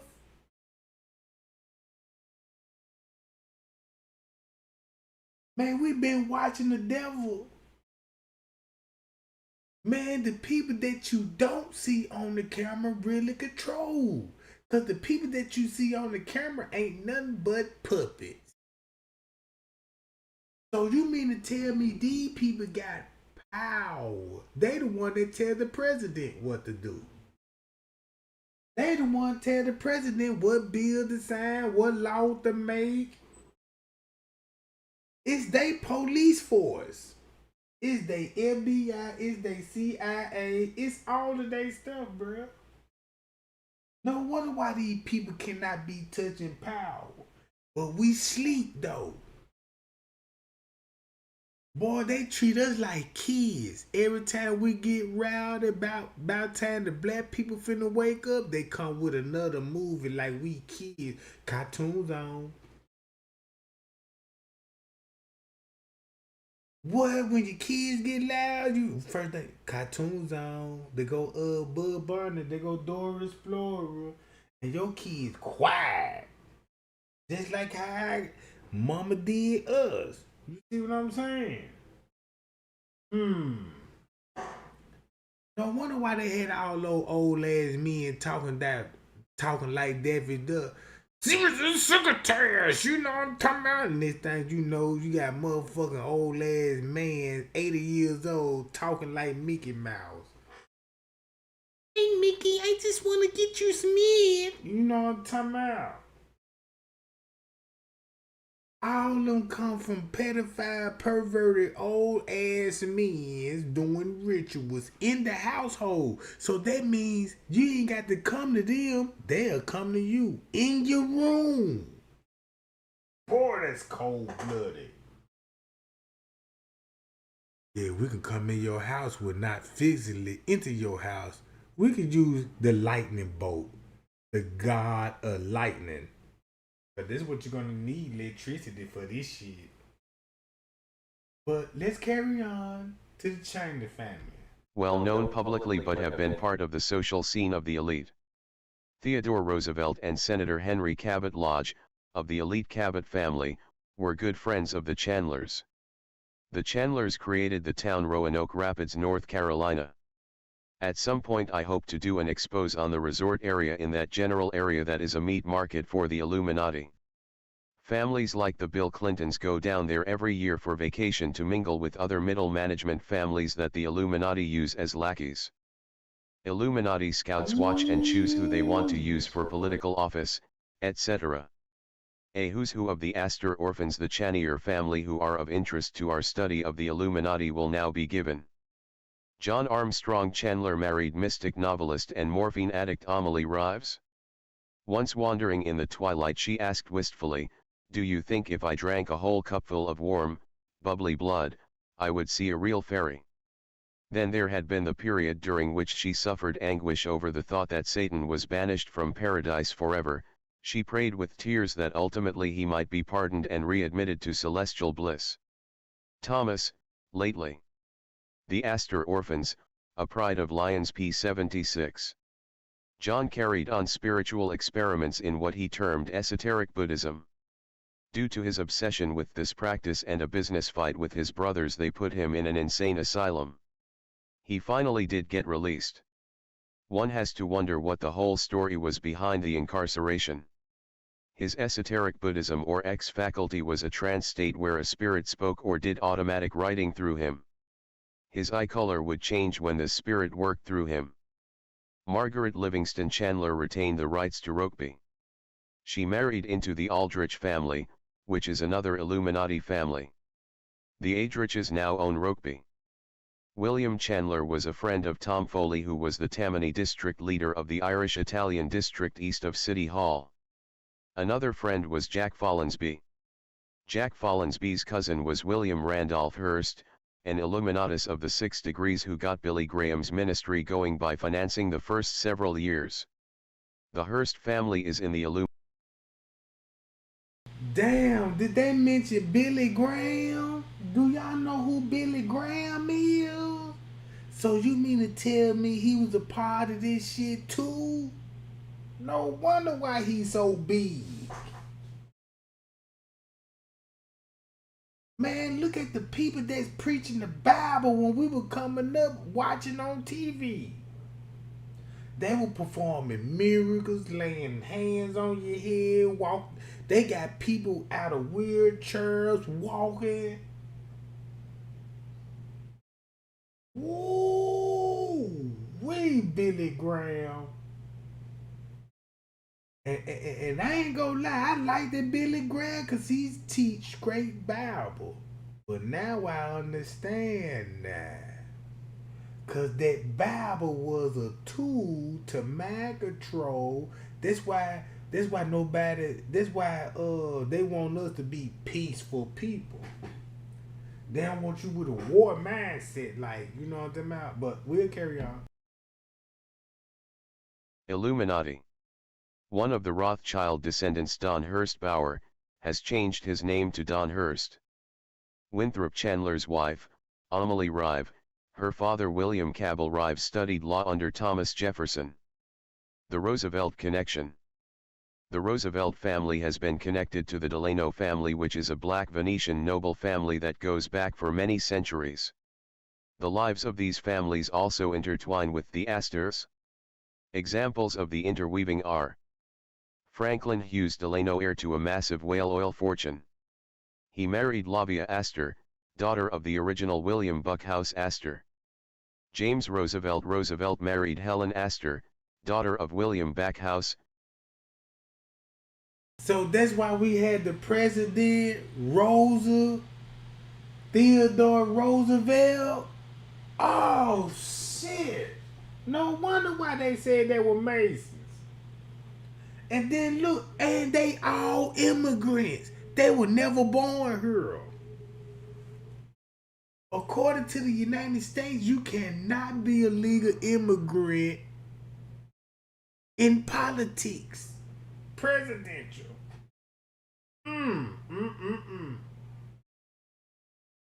But look, hey Tara, you know Queen Elizabeth is related to George Bush. Princess Diana related to George Bush. Monroe Marilyn Monroe is related to George Bush. Now you see why Kennedy was fucking around with Marilyn Monroe. Because they put Marilyn Monroe in that position to set up JK.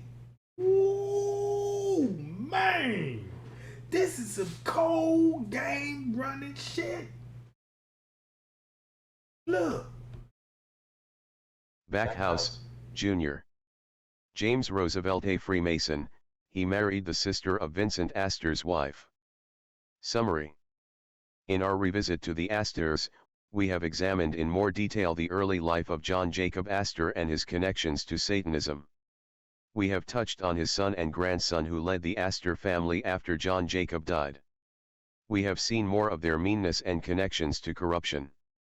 We examined how Satanism and the occult had a hold on England even back when John Jacob Astor came to the New World. 3 important occult organizations of the 17th and 18th century were introduced. We 11. Have looked at the Chandler family, a branch of the Astor family which is part of Satanism. We also looked at how the Roosevelts and Delano families have been associated with the Astors. 12. Bloodlines of Illuminati.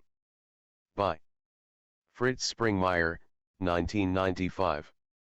Families in the world who are allied with the Illuminati. Who and what kind of family are allied with the top 13 Illuminati bloodlines? The Illuminati seeks to capture the occult power of powerful occult bloodlines around the world. They have intermarried with American Indians to gain the spiritual power resident within the leading spiritual American Indians. Various Indian reservations are used for Illuminati rituals. They have been doing this type of thing for thousands of years. Powerful families around the world participate on different levels with the Illuminati. Some participate on a business level such as the various crime, mafia type, families around the world. Mafia families might not subscribe to the occult philosophy but they do recognize power and business. Some powerful families around the world participate simply on the level that they have been sucked into the world system and are dependent upon going along with the flow of the world system. An example of this would be the King of Nepal. The King of Nepal rules over a poor Hindu kingdom. The British Empire has done a great job in trying to make Nepal dependent upon them. Nepal was given British protection, their leading families were given British educations, and their leading tribe of warriors, the Gurkhas, have been serving as British mercenaries. Should the King of Nepal break loose from his advisors and take an anti-NWO track, his throne could be taken away via. That sounds like the same tactic Donald Trump was using. Yeah, call off the war because you threatened to have World War III. Won't you sign a deal with us and we'll give you protection? Hell, we'll even give you weapons and tanks. You see what I'm saying? Like Joe Biden did, left all those tanks in Ukraine and all those weapons. And I'm like, why he would leave all that? Then years later, Donald Trump in the office, they going to war with the same weapons that Biden gave them. Bro, that's some shit, ain't it, man? Look, it's the same tactic. Watch this. Via revolution, or invasion. The NWO has the capacity to arrange for the Indian Congress Party to invade or some other destabilizing factor. The British MI6 and the American CIA have also stationed assets, agents, in the country. However, the trump card in sucking nations like Nepal in, is to create conflict like the Cold War and then apply Hegelian dialectics. Many nations around the world have been forced to cozy up with the British and Americans, because of the Cold War. Secretly manufactured and secretly controlled international conflicts are a great way to take away the independence of some of the smaller nations. The King of Nepal has for many years feared invasions from either India or China. However, Switzerland has been afforded the luxury of not having to take sides in the Illuminati's secretly created wars, because the bloodlines have had such total control over Switzerland for so many centuries. There is no need for Switzerland to participate in Hegelian dialectics. If families are powerful but not in the Illuminati's clique, they can be destroyed, such as Howard Hughes was. An example of this is how the Rothschilds progressively destroyed the Romanovs, the Russian imperial family. But the Romanovs were also an occult bloodline, and so the Illuminati secretly took children of the imperial family to serve as breeders for the Illuminati so that the Illuminati could channel in the Romanovs' occult blood into their bloodlines. The families that control Switzerland go back to Venice. Some of the Phanariot families of the Byzantine have had enduring powerful lineages. The Venetian and Genoese banker/international commerce families have produced some enduring powerful lineages. Families from these groups have tended towards Satanism, Gnosticism, or cults that are not Christian. In this category, we can mention Darius Socinus of Venice. Note also that the Warburgs, who work so closely with the Rothschilds, are descendants of Abraham del Banco, an old banker in Venice. The Warburgs in turn are related to the Rosenbergs of Kiev, Russia.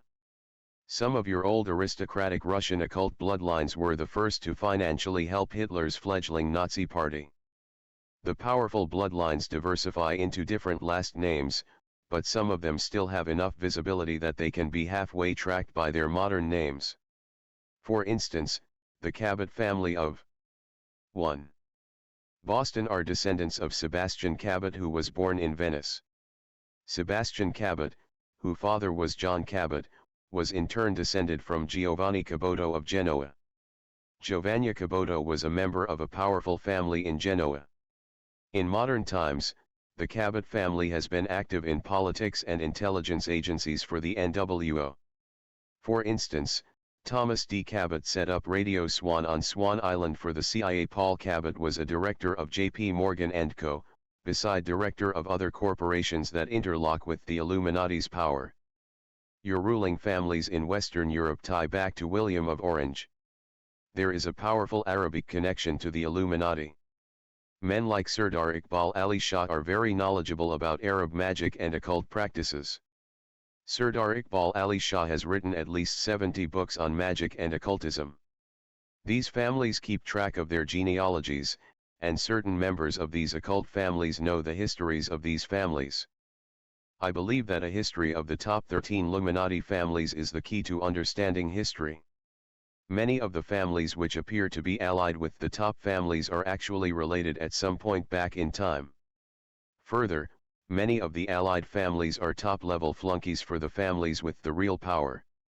Some people have tried to put the Rothschilds in this category, but such thinking is nonsense. Not only do I have too many eyewitnesses who have come from the inside of the Illuminati who say the Rothschilds are one of the top, but one can also point to how much control and wealth the Rothschilds exercise. The process of history has been to increase their control and wealth. The overall picture can't be denied. The Rothschilds are not flunkies for some other more powerful family.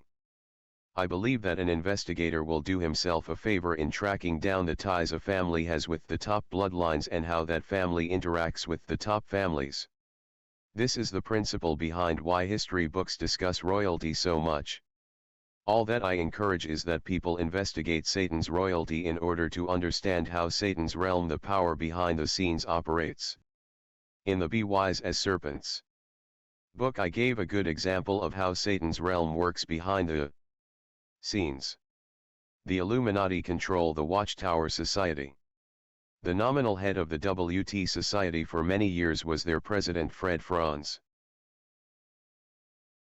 The Watchtower is the Jehovah's Witness. Oh, the Watchtower is the Jehovah's Witness. That's who invented it. So now look, y'all see, here go the Bundy family. And Ted Bundy, look, that's his family. Golly. Look, when I went to the Bundy family,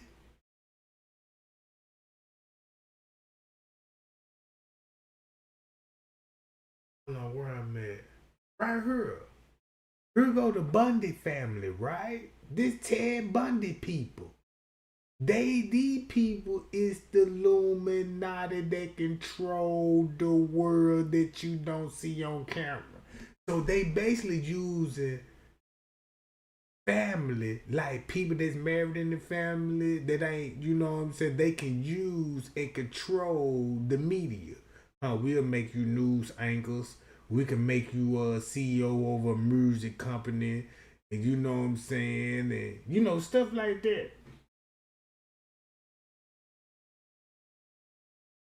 Stuff like that. They own all the news stations. No wonder why we'll never get the truth when it come to murders. Need to be solved and justice for the family. They don't want that, bruh. They don't care about justice. They don't care about none of us. They care about that almighty dollar.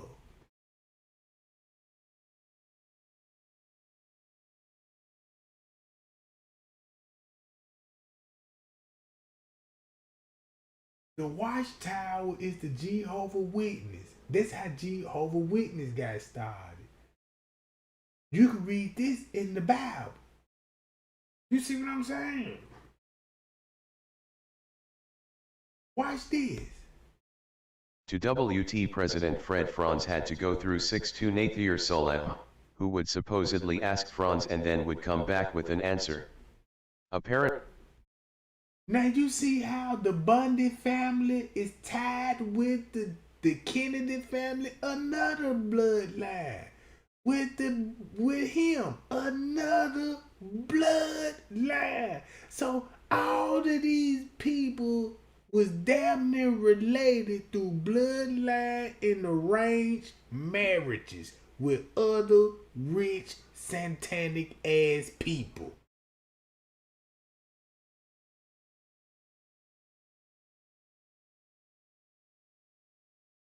That's how we get our newspaper, our mail. They control the post office, the jail system, the banking, your checking account, your mortgage, your taxes, your religion. They control it all.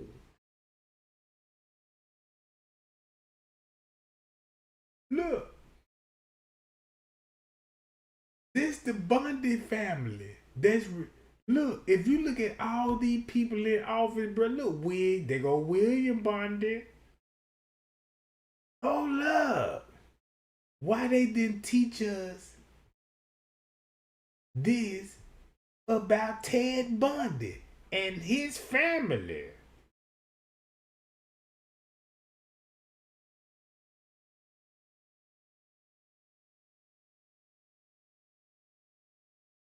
Apparently Solet may be from an Iraqi Jewish bloodline.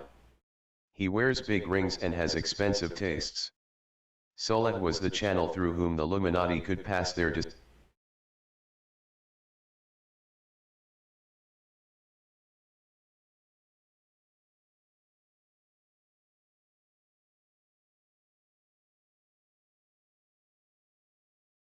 decisions for the WT onto the governing body and Bethel staff. The Bundy bloodline. My knowledge and research is limited. So much more work can be done to uncover the evil works of darkness that collaborate to destroy the Christian faith. Hopefully articles like this will serve as spotlights on the Jekylls and Hyde that ravage our land. And that seeing their opponents better, Christians will avoid the many secret spiritual undertows that drown so many. In the 1980s, one of the most famous criminals was a serial killer named Ted Theodore R. Bundy. It is not publicly known why he killed so many innocent victims. Ted Bundy told his girlfriend Elizabeth Kendall that the force caused him to kill. Bundy's confession to her was given after his final arrest in Florida. Elizabeth wrote down his confession as he gave it to her over the phone. Ted said, "I don't have a split personality. I don't have blackouts. I remember everything I've done. Like Lake Sammamish. We went out to Farrell's for ice cream after eating hamburgers. It wasn't like I had forgotten or couldn't remember, but it was just over, gone, the force wasn't pushing me anymore. I don't understand it. The force would just consume me." Kendall, Elizabeth. So, check this out. If you look, Ted Bundy family is a part of the royal bloodline. So it would make sense why they would be tied to the Ford Foundation, the Kennedy, the Johnson. Then it go all the way back to the Council of Foreign Relations. You know, it go back to the World War One and to all the wars. It's look. I cannot believe that you could tie all of these royal families back to the same. All the presidents, all the people that's in power. Shit. Elizabeth. The Phantom Prince My Life. With Ted Bundy. Seattle, Madrona Publishers, 1981, p.176. The Force is the very term that high-level Satanists use to describe the power that they believe in, which they believe can be used for either good or evil. The movie Star Wars surprisingly used the Illuminati's term the Force, which up until that time had been reserved for esoteric use by Satanism and the occult. This is part of the plan. 2. To take the occult and its goals and instill it into the public's thinking and goals, so that the conspiracy becomes an open conspiracy with the general public promoting the drive toward witchcraft as the world religion and its one world government. Who was Ted, and why did he do what he did? There are a great number of unknowns about Ted. And although it appears to the public that the newspapers covered his crimes thoroughly, often appearances can be very deceiving. If Ted Bundy was rioted to the Bundy family of the hierarchy, we could expect several things almost without doubt. 1. That his satanic activities and any occult connotations to the murders would be kept very secret by the police, the newspapers, and his family. 2. That's what exactly they did. They kept the man's family secret. The police news followed him carefully, and the police would basically help covering this shit up. I remember that shit, bruh. The man was on dating TV shows. Then look, when the man got convicted of the murders, he still had women coming to the jail, dying to meet him, and married the man. So we explain where he get it from. 2. That information about the case and Ted Bundy would be closely contained. Interestingly, when I recently went to research Ted Bundy, every copy, all 4 of them, of the book Ted Bundy, Conversations with a Killer by Stephen G. Michaud had been stolen from the Portland Central Library. One of the other books on him was also missing, and the other was overdue. The university library, which is on a different library network, was just as bad. I did my research across the border in Washington state. Another category of books that is consistently stolen, I have been told by the library staff, are books on Freemasonry. Consequently, the Portland Central Library has a policy that interlibrary loan books on Freemasonry cannot be taken out of the library, even though the lending library doesn't mind if they are checked out. Another example of how books relating to Satanism or the Satanic conspiracy become rare is when I checked the Thurston Co. WA Library's computerized system for Anton LaVey's Satanic Bible. Of the system's 18 copies, 14 were lost, I assume stolen, 1 was listed trace, and 3 were being held by the libraries, that is, they were not out on the shelves. Before proceeding any further, let me categorically state that I haven't found anything that ties Ted Bundy in with the top satanic family of the Bundys, nor have I found anything that disproves it either. I don't know either way. Still, there are some interesting items about Theodore Bundy. Perhaps someone else will be motivated to do the genealogy work, and save me the work. Ted was a law student. One of the schools he studied law at was University of Puget Sound, WA. A major reason he did so poorly in law school was the immense stress that took place in his life in connection to the time and effort he put into murdering beautiful women. Yet, his poor academic performances were no barrier to his political success. Ted does have a number of items that seem suspicious. First, Ted drove all the way from Washington State to Miami, Florida to take part in Nelson Rockefeller's 1968 campaign. He was a big Rockefeller fan. Wow, no wonder. It's getting very interesting.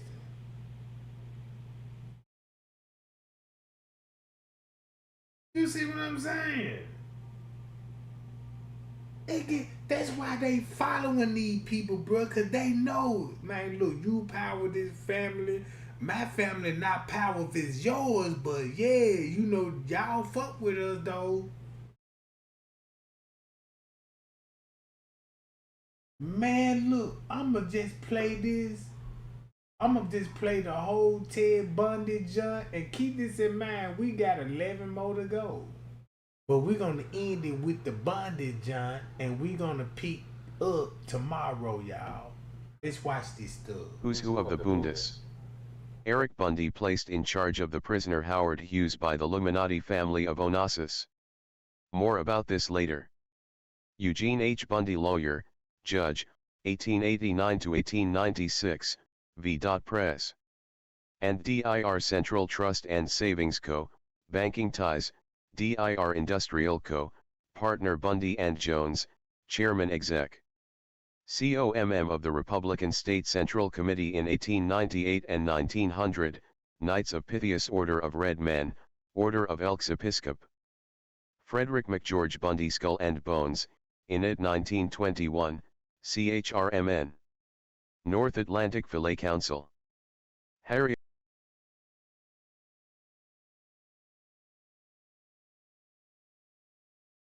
Look, y'all remember George Bush, right, is a skull and bones, right? Guess who created the skulls and bones?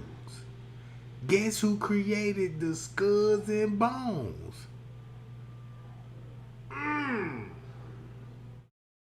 These people own colleges. That's how the frat got started. You know how you go to college, you join them little frats, you know them little, that's who started that shit. Look.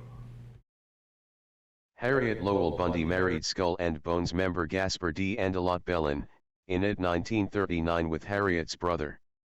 Harvey Hollister Bundy, 1888 to 1963, Skull and Bones, Enid. 1909, Special S.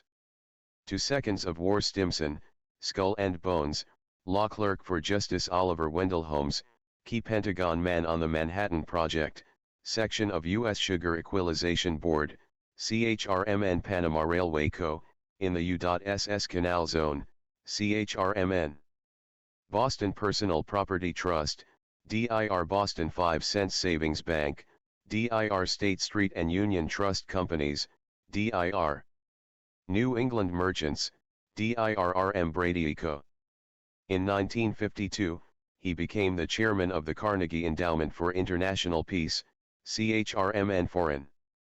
Bondholders Protective Council, trustee and president of World Peace Foundation, Chairman Wellesley College, chairman of the New England Rhodes Scholarship Selection Committee, member Century Association, and some other things. Unitarian. Harry W. Bundy Mason, Satanist, and chief adept, 9 degrees, of SRIF. Harvey Hollister Bundy, Jr. possibly in it. In one of the other Yale secret societies, banker. Catherine Lawrence Bundy, daughter of Harvey Hollister, Sr. McGeorge Bundy, 1919, MJ12, Skull and Bones, Enid. 1940, CFR, President Ford Foundation, Bilderberger, Special Assistant to Presidents Kennedy and Johnson on National Security Affairs, National Security Advisor. Robert Bundy edited Images of the Future, the 21st Century and Beyond. William Putnam Bundy, 1917, Skull and Bones, Enid. 1939, C.F.R., CIA, 1951-61, 1 CIA Always CIA, editor of CFR's Foreign Affairs, 1972, member of the Permanent Steering Committee of the Bilderbergers, S. Seconds of State, Far Eastern Affairs 64-69, 1960 Staff DIR of Presidential Commission on National Goals, Professor MIT, 1969-71, part of the law firm of Covington and Burling which represents many of the Illuminati elite in Washington, D.C. 4. Other prominent Bundys include Charles Allen Bundy Foundation Executive, manager of several companies, President Springs Foundation, and President Close Found, China, SC Parks, Recreation and Tourism, MEM. SC Coordinating Council for Econ. VIL, Rotary Club President, CHRMNBDLST Meth. Church, 1978-79. Charles H. Bundy SEC of Frost Foundation. Charles W. Bundy SEC of Cornelius Foundation. Edwin S. Bundy Business Executive, Cornell University, Century Association. Hezekiah Sanford Bundy Congressman, lawyer, Jonas Mills Bundy founder and ed.in-chief of New York Evening Mail, newspaper, close friend of President Garfield, law degree Harvard. Omar Bundy West Pointer, General William Edgar Bundy Us. Atreso. DIST, trustee Ohio University, editor of some journals. What is so powerful about the Bundys? Most Americans would not recognize the Bundy family as a powerful elite family. However, during recent history, two Bundy brothers held the key positions that controlled most of the information that was fed to U.S. presidents during the Kennedy and Johnson administrations. When Johnson took over after J.F. Kennedy was assassinated, McGeorge Bundy was in the key position as NAT Secretary Advisor to determine what the president did and didn't hear. His brother was in a key State Department position. Both Bundy brothers were also fraternal brothers of the Illuminati Order of the Skull and Bones. And guess who was director of the CIA? George Herbert Bush. George Bush daddy. You see what I'm saying? George Bush daddy was the CIA director of that joint. JLK was fucking with Marilyn Monroe at that time. Then you got the Bundy connection. And you know, you got the mob connection. So basically, it was war going on between the bloodlines. That's the crazy part about it.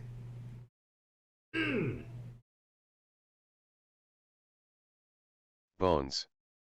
Interestingly, Jonas Mills Bundy, 1835 to 1891, was a key advisor to President Grant, President Garfield, and President Chester A. Arthur. McGeorge Bundy and his brother William P. Bundy have held important CFR and important Bilderberger positions. This in itself makes it clear that the position and power of these two men is extensive. McGeorge Bundy sat on MJ-12, which is the Council of Wise Men that rules the United States. CB Wise as Serpents CHPTR 2.13 for an explanation about what MJ-12 is and documentation. United States has been the most powerful nation overall on the earth, so without a doubt McGeorge has had both great public known and great secret power. The three most prominent Bundys to write about are Harvey Hollister Bundy, Sr., William P. Bundy,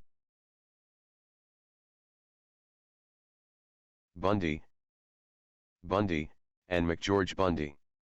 We will now take a look at these three along with Eric Bundy, who was given a key position in a sinister plot to steal all wealth and power of Howard Hughes. And Harry W. Bundy, who was a chief adept of one branch of the Illuminati. Harvey Hollister Bundy Sr. His grandfather was a lawyer and a congressman, and his father was a lawyer. Harvey also became a lawyer. But he didn't stop there. Harvey was initiated in the Skull and Bones in 1909. After his law degree he did some world traveling. Then in 1914, he began working for Justice Wendell Holmes. Later in 1929, Alger Hiss, CFR, also began working for Justice Holmes. Hiss was a communist spy and later a key player during F.D. Roosevelt's reign.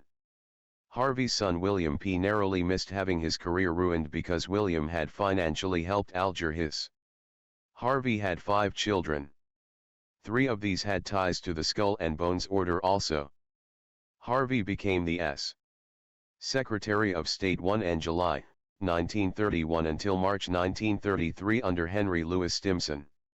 Secretary of State H. L. Stimson was also a Skull and Bones member.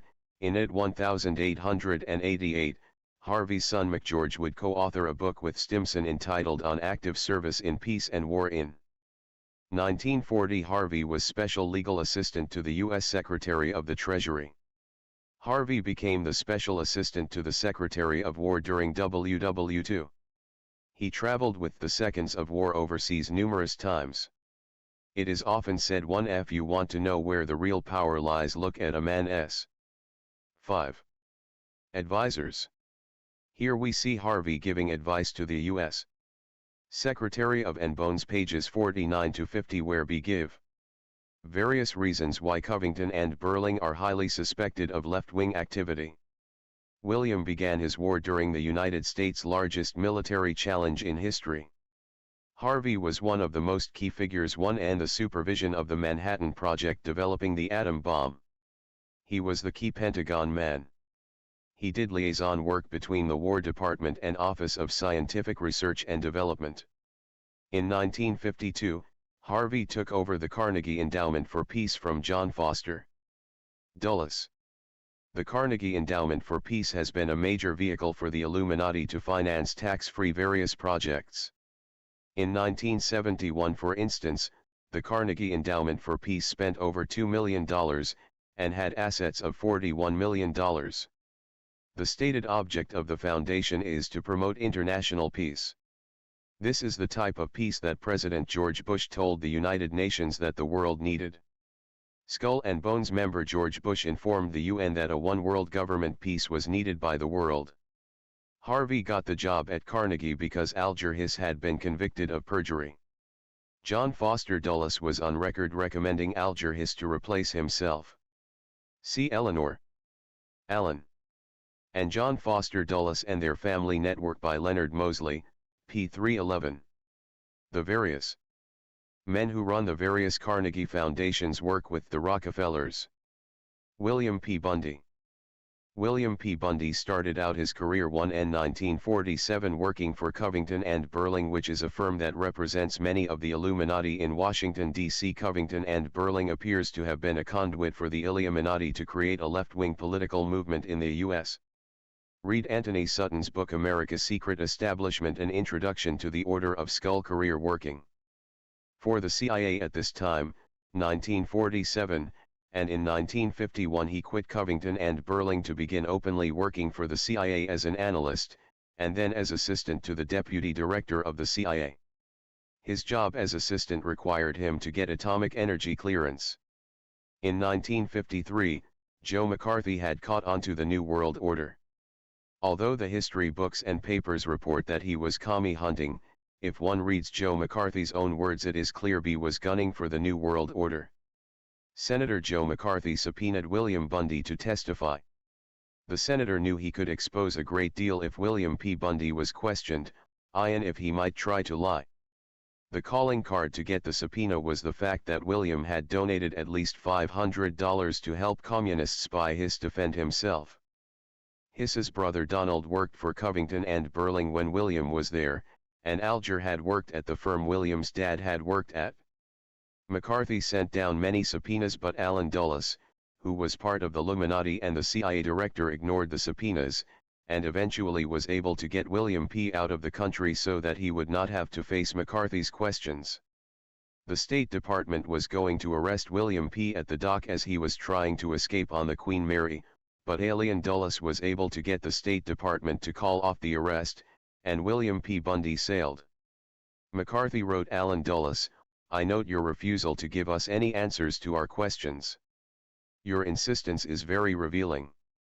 It would seem that the last man in the world who would try to protect and hide the facts about one of his top officers' Bundy association with, and contributions to, a convicted traitor would be the head of the CIA. I think it necessary for me to call your attention to the tremendous damage you thereby do to this organization. That the matter cannot and will not rest here is, of course, obvious. A biography of Eleanor, Alan, and John Foster Dulles, and their family network, by Leonard Mosley. p.322, Lou Russell, who was... Y'all remember that last name, Dulles? Go back to the Jeffrey Epstein case. That name Dulles came up, and that's Donald Trump's best friend. And guess who Dulles related to? Golly, that Jeffrey Epstein was in communicate with Dulles. Did it, man? Was an important figure in the House Un-American Activities Committee, HUAC, was part of the Illuminati power structure. This is something one wouldn't expect. It appears like some of the men McCarthy thought were on his side weren't. While the His/Bundy affair led to McCarthy, a genuine patriot, being killed and discredited, someone else who was a socialist and lackey of the CFR was given wide publicity as an anti-communist hero from what happened to His. Funny how the credit is distributed by the establishment media. This socialist was Richard Nixon, CFR. He was given false credit for convicting his, CFR, to build a false public image as an anti-communist crusader. Nixon did not do the footwork etc., to get his convicted contrary to the false image the establishment newspapers and history books give. Later, protected by his anti-communist mask, Nixon would recognize Red China, among many other pro-communist NWO acts. By trying to 6.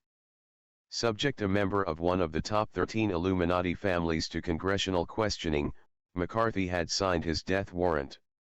It was not long before the Illuminati killed McCarthy. And they have dragged this great patriot's name through the mud. Skull and Bones George Bush was still taking potshots at Joe McCarthy during the 1992 presidential campaign. William P. Bundy commented on the help Alan Dulles gave him throughout the Hiss affair with the following words: "I guess there was an element of tribal loyalty in the way Alan handled this, that he knew me, he knew my brother, a sort of fellow feeling, a feeling for the comradeship of the CIA, but also a tribal feeling toward a set of people who were in law firms, entered government when the need was felt, could be invited back to the house. Yes, that set of people is called the Illuminati."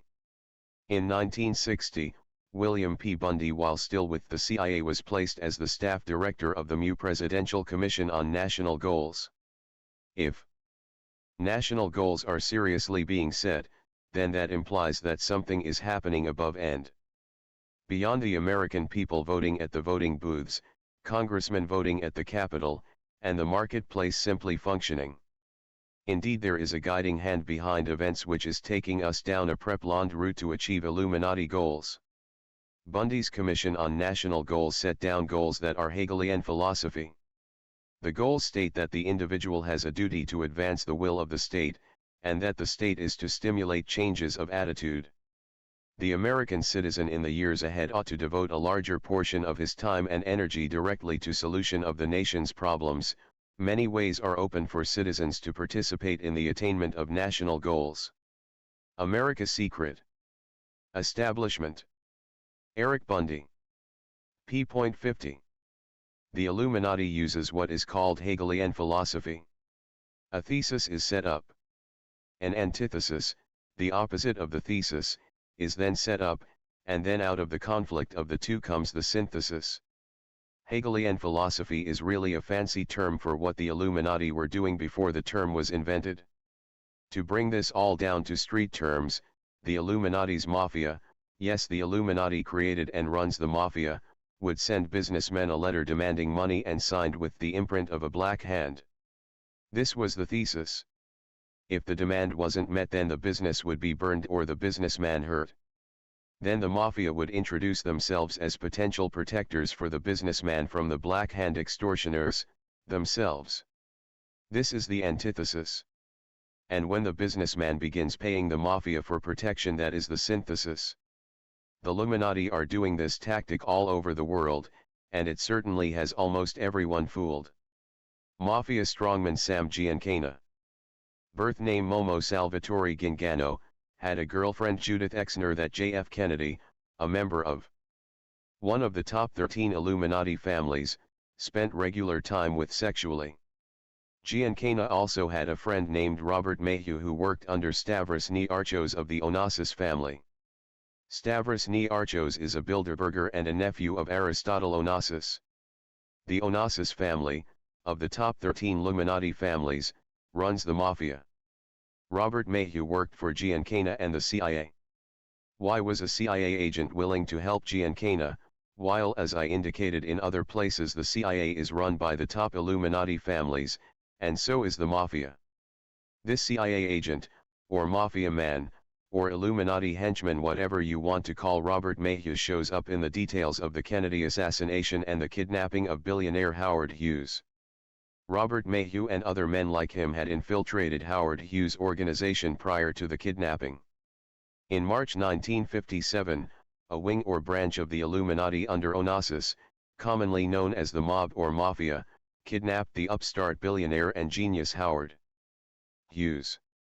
Now do you see what happens to competition to the Illuminati top 13 families? Either you join them, or you are destroyed. Satan must keep his organization intact. From the best inside information I have obtained concerning this area of Illuminati activity, apparently two who were look-alike to Howard Hughes were used. The reason two were used will be explained. First, because the Howard Hughes, actually L. Wayne Rector, who on rare occasions showed himself was a fake, the Illuminati wanted to keep him out of the public eye as much as possible, so it made sense to have another double.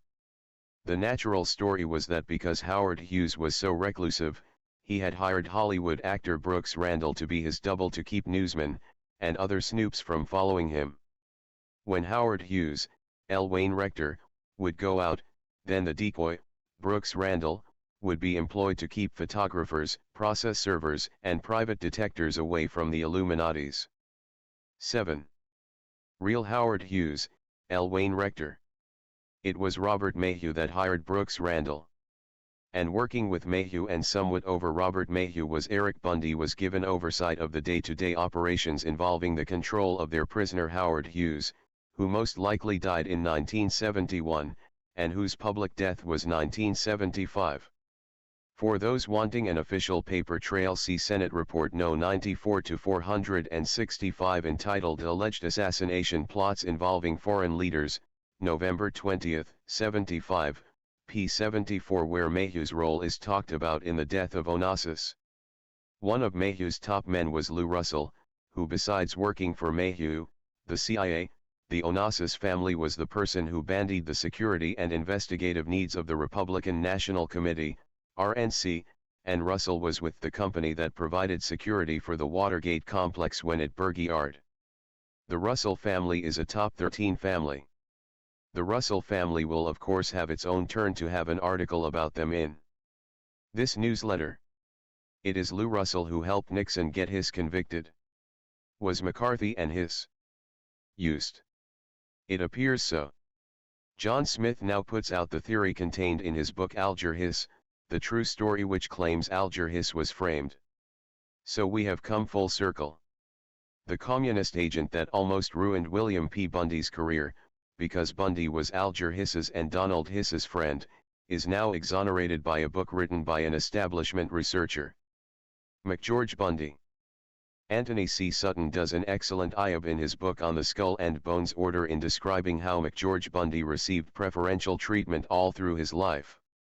Consistently, McGeorge Bundy got jobs for which there were thousands of better candidates.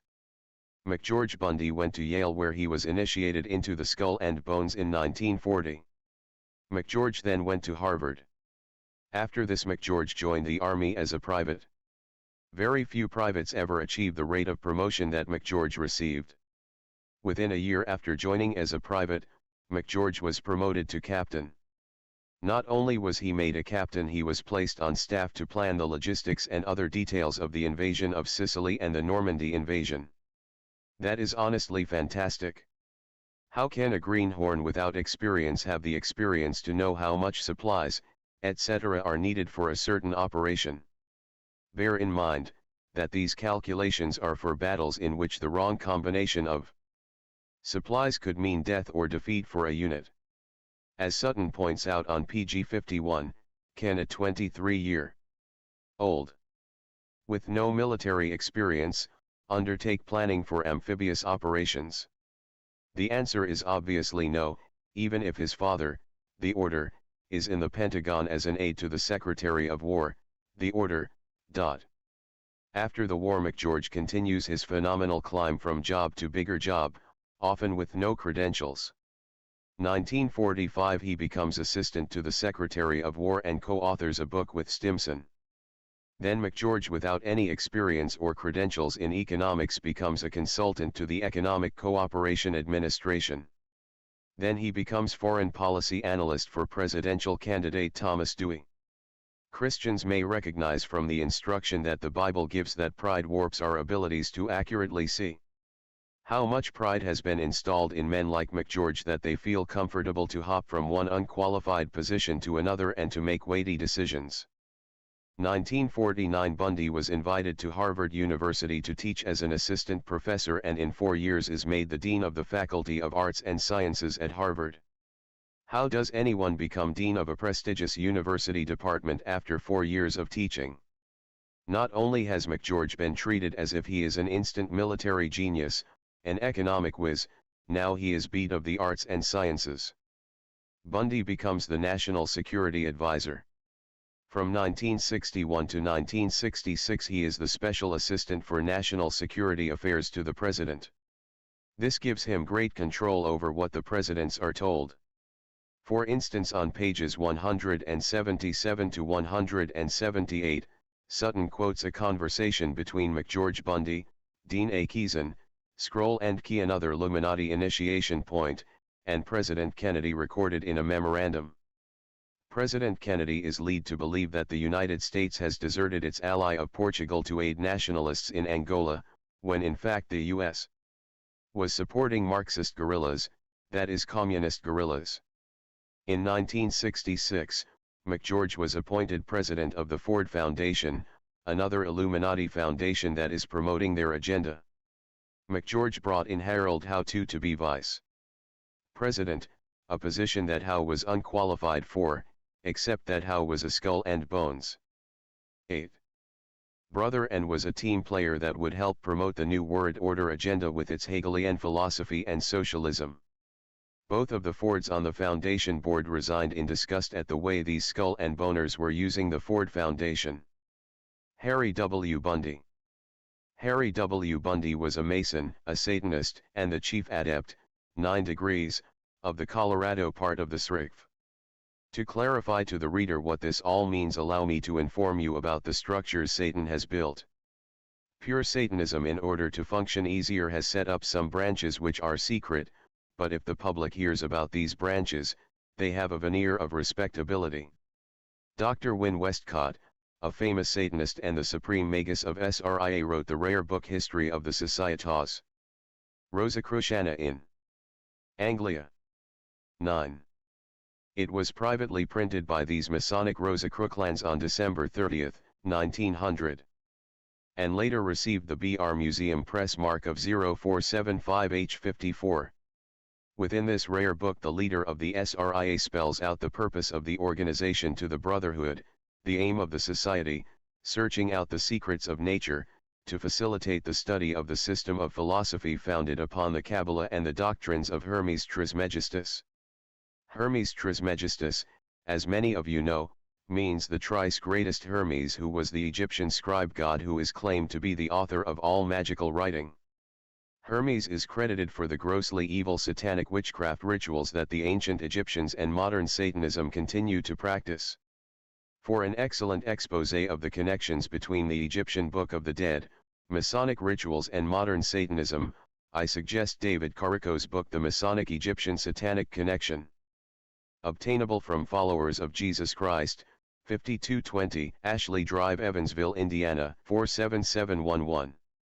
As I was just writing, a number of branches of the Illuminati were created with the same pattern as the Bavarian Illuminati, and these branches sometimes refer to themselves as Illuminati, and rightly so, since they are an integral part of Satanism.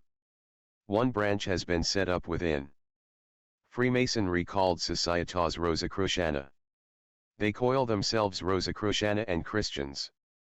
How they attach the enemy of Christ to Satanism is beyond my imagination. Perhaps the Christ consciousness they seek justifies in their minds calling themselves exclusively Christian. Whatever they want to coil themselves, they practice magic and Satanism. A number of daughter organizations have sprung up from the SRIA, such as the Golden Dawn, the Stella Matutina, and the Ordo Templi Orientis, OTO. The SRIA also worked closely with German Illuminism and the Theosophical Society. In England, the Societas Rosicruciana, SR, is named SR in Anglia, in Scotland it is SR in Scotia, in Greece it is SR in Grycia, in Canada it is SR in Canada, and in the US it is SR in Civitatibus Federatis. The membership is very exclusive. And my understanding that there are about a dozen US lodges called colleges with about 40 members each, which lends me to guess they have an exclusive membership of about 500 in the United States. Membership in Societas Rosicruciana has included such notable Satanists such as A.L. Waite, Eliphas Levi, and Kenneth Mackenzie. It has included that Luciferian Albert Pike too. Within a nation, the arena are divided up into provinces, each of which has a college, their fancy word for a satanic lodge. On April 20, 1948, Harry W. Bundy became the chief adept of the Colorado College. 2 letters. By the supreme magus of all the SR groups, Win Westcott, are photocopied so that the reader can read for himself from the SRIA supreme magus, lending magician, that they are connected to the Illuminati. See for yourself. An interesting point in light of what I have printed in other newsletters, the Massachusetts College in 1393 printed a book by its supreme magus Gould, 9 Degrees, which declares that the grand central sun of the universe is Alcy 1 in the Pleiades. Shades of Alice Daly, and C.T. Russell. One of the most knowledgeable people to try to expose the New World Order and the satanic hierarchy behind it said, "It remains for the student to follow every line of inquiry to the point of concentration where nil threads are gathered and systematically manipulated for the eventual destruction of Christian civilization. It may lend to the B'nai B'rith, the Universal Israelite Alliance, India, or Tibet, but in any case a thorough and complete study of Rosicrucianism embracing a minute. One of Rosicruciana in Anglia and its various branches will be a great step taken in the direction of uncovering much of the political and moral chaos of present-day history of mankind. P.510. 9. Interesting, that this expert would say this. The threads go back to 13 top families, and wouldn't you know, several of their people are lenders of the SRIA, including Harry W. Bundy. The Bundy family has been a very powerful family in American history which has managed to keep itself out of the limelight. Often the members the Bundys have had power by virtue of being advisors to those in powerful positions. P.S. Congressman Reese, a real hero, tried to go farther and expose the connections between his, though Carnegie Endowment Fund, the Morgan Bank, and the rest of the tax-exempt foundations. The Illuminati moved mightily against Reese. Simplified bibliography. Almanac of Famous People. Census Records. National Cyclopedia de American Biography. Sutton, Anthony. Americas. Order of Skull and Bones. Rosicrucian Societies. Voorhis, Harold, Supreme Magus 9 Degree. Masonic. 10. Bloodlines of Illuminati. By Fritz Springmeier, 1995. The Collins Bloodline. The next family in our series of articles on the top 13 Illuminati families is the Collins family. The first 2 have been the Astor family and the Bundy family. The first 2 articles were fairly straightforward. Both the Astor and Bundy families have been written about by others, and I had more information on both families than I needed for my articles. In fact, I left out worthwhile details in both artides in order to keep the articles to a comfortable length. In this Collins article, there will be some padding. In terms of research on the Collins family from a scale from 0 to 100, I'm about at 10.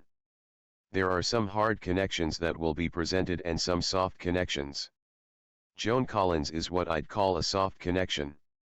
She has associated with a long list of key Illuminati men and at least a few known Satanists, but this is only the barest of dues that she might have anything to do with the Illuminati herself. Let me give some of the hard connections first. The following is a description of a highly secret high-level satanic meeting. It comes via an ex-insider who is now a Christian. If any other ex-hierarchy person is reading this, perhaps this will trigger some memories for you. This experience dates to 1955. This is a meeting that is held twice yearly, and to which the Rothschilds and all the mother families attend. The meeting is inside in a big room, and the Grande Mother on the throne was a Collins. The Collins family has been kept out of the limelight because they have more occult power than the Rothschilds or the Rockefellers. To make money, this Collins family does something financially, such as deal with the exchange of money. I've noticed that numerous Collins have been insurance executives, and although I haven't exposed the connections between insurance companies and the NWO, there is a book out which shows how most insurance companies are connected and under the guidance of the NWO elite. The Grande Mother. Collins, dressed in black, has an ebony and gold moon-shaped throne that she can automatically rotate by pushing a pedal with her foot. Behind her sits the Grand Council with 13 members. This might be or might not be the Grand Druid Council that you will read about further on. The difference between this council in 1955 is that it was all males, while the council in 1978 has several women on it. The Grande Mother, a Collins woman, was thought to be in her middle 50s at the time of this meeting. She had a deep dictatorial voice, was small in stature, and was very powerful. She was decked out on her throne with a great deal of jewelry. One of the first things done was to lay before her feet small gold bricks, shaped like small bricks and made of pure gold. 2 boys, who were taken to be her sons, one of whom was Tom Collins, Tom was later gunned down by the Illuminati, were near her throne. As only the most honored and powerful dared be in the vicinity of her throne, this showed that these 2 Collins boys were powerful. The boys passed out papers, which had timetables written on them, of things that were to happen. A great discussion was carried on about what had happened in the world to bring in Satan's one world government during the last 6 months and what was prepared to happen in the near future. Things that had not gone according to plan were discussed. The Ark of the Covenant was discussed, where it was hidden in Africa, and a ritual mocking the Ark of the Covenant was held. 7 children in white were brought in from generational satanic families and presented before Grande Mother Collins. They laid prostrate in worship of her. She would move her scepter with a 1. Snake up and down, striking the floor to show approval of a child candidate. Then 7 other children were sacrificed for the 7 approved children, 1 for each child, whose name would then be written with a quill using the sacrificed child's blood. The children were given oaths. The Grande Mother rotated her throne and faced the Council of 13 and declared, speaking in English, "This is tomorrow's generation, a chosen few." The John the Baptist of the Antichrist put in an appearance, but the Antichrist at that time was not born or only a tiny baby. Was this Benjamin Cream? The ex-insider didn't learn the name of this John the Baptist, forerunner of the Antichrist. However, the descriptions of this occult John the Baptist do match Benjamin Cream. Benjamin Cream was born in 1924, and was deeply into the occult and witchcraft even when he was a boy. See the official newsletter of Terror Center Emergence, January 1982 issue. He claims that in 1959, he telepathically received a message from his master, a member of the demonic hierarchy. Cream calls these master spirits simply the hierarchy. Christians know it is the demonic hierarchy. Because all these things are planned out well in advance, it would have been very appropriate if Cream had been at a high-level planning meeting in 1955. For more understanding on Cream's Christ, the reader is directed to read the article on the Sufis in this newsletter. Referring back to the gold bricks laid before the Grande Mother's throne, there are several reasons that real gold is important to the Illuminati. Perhaps in some other article this newsletter will go into it all. There have been massive secret gold shipments out of the United States and Russia. Guess who is getting it? In my January 1, 93 newsletter, the names of many top Illuminati are given. One that could have been included is Robert Moore Collins, 1867-, who was a member of the Pilgrims, 60 of the modern equivalent of the Bavarian Illuminati. Robert M. Collins was a reporter for several important newspapers and worked as an editor in the Washington and New York offices of the Associated Press. He did chiefly political work for the Associated Press. He was the chief newsman for Reuters, Illuminati-controlled press, and the Associated Press for many stories coming out of the Orient. Although he was born in Washington, D.C., his address as an adult became Bournemouth, England. He never married. As those who investigate the Illuminati find out, the Illuminati control the press. Here was a man who helped do it for them. Last newsletter issue, January 15, 93, went into some detail about how important the Satanic Societas Rosicruciana is in relation to the Satanic groups such as the OTO, Golden Dawn, and Stella Matutina. The Societas Rosicruciana is definitely a high-level exclusive Illuminati organization. One of the New York SR officers was James F. Collins, 8 degrees, who died April 2, 1896. He was with the original set of SR officers of the First High Council of the SR in America, which had oversight over all the SR colleges, lodges, in America. His position was presenter.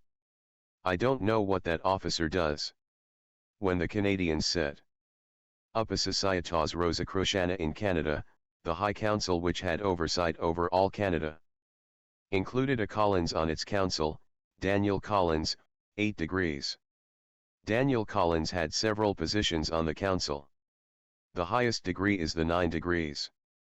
If you've read the January 1, 1993 newsletter or Be Wise as Serpents, you have come across the Grande Druid Council. This is a high-level Illuminati council. In Be Wise as Serpents, in the second section in a chapter entitled Heresy Interlocks with Power, on the 8th page, I gave the names of people who were on that secret Grande Druid Council in the spring of 1978. Each of those people are powerful witches, and have a great deal of power in the world. Yvonne Collins was on the Grande Druid Council. She was a traditionalist.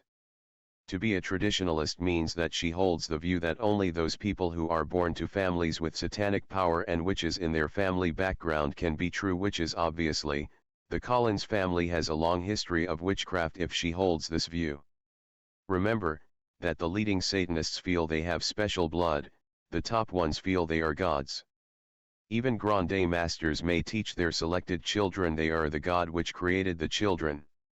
This last statement makes more sense when one learns the methods, state of mind, and beliefs of the satanic hierarchy. Yvonne Collins would reject the idea that just anyone can become a witch of any significance by training and practice. The occult, demonic power would not be strong enough for a convert to witchcraft. Yvonne's occult name is Legina, which means Lucifer's bride. Legina, Yvonne Collins, who lived La Virginia, got upset with Jerry Falwell. He didn't follow orders well enough. She got the Security and Exchange Commission to investigate his church, which caused the church economic hardships. Even mainline Christian ministers are expected to follow directives of the Grande Druid Council, which is said to operate under the orders of the Rothschilds. Everyone who was high up in the Illuminati and are now Christians remember Tom Collins. Collins was in the Illuminati, but for some reason the Lord changed his heart and he began to talk to churches about what is really going on. He had an itinerary of 2 churches to speak to, of which a Baptist church was one. He warned what was going on.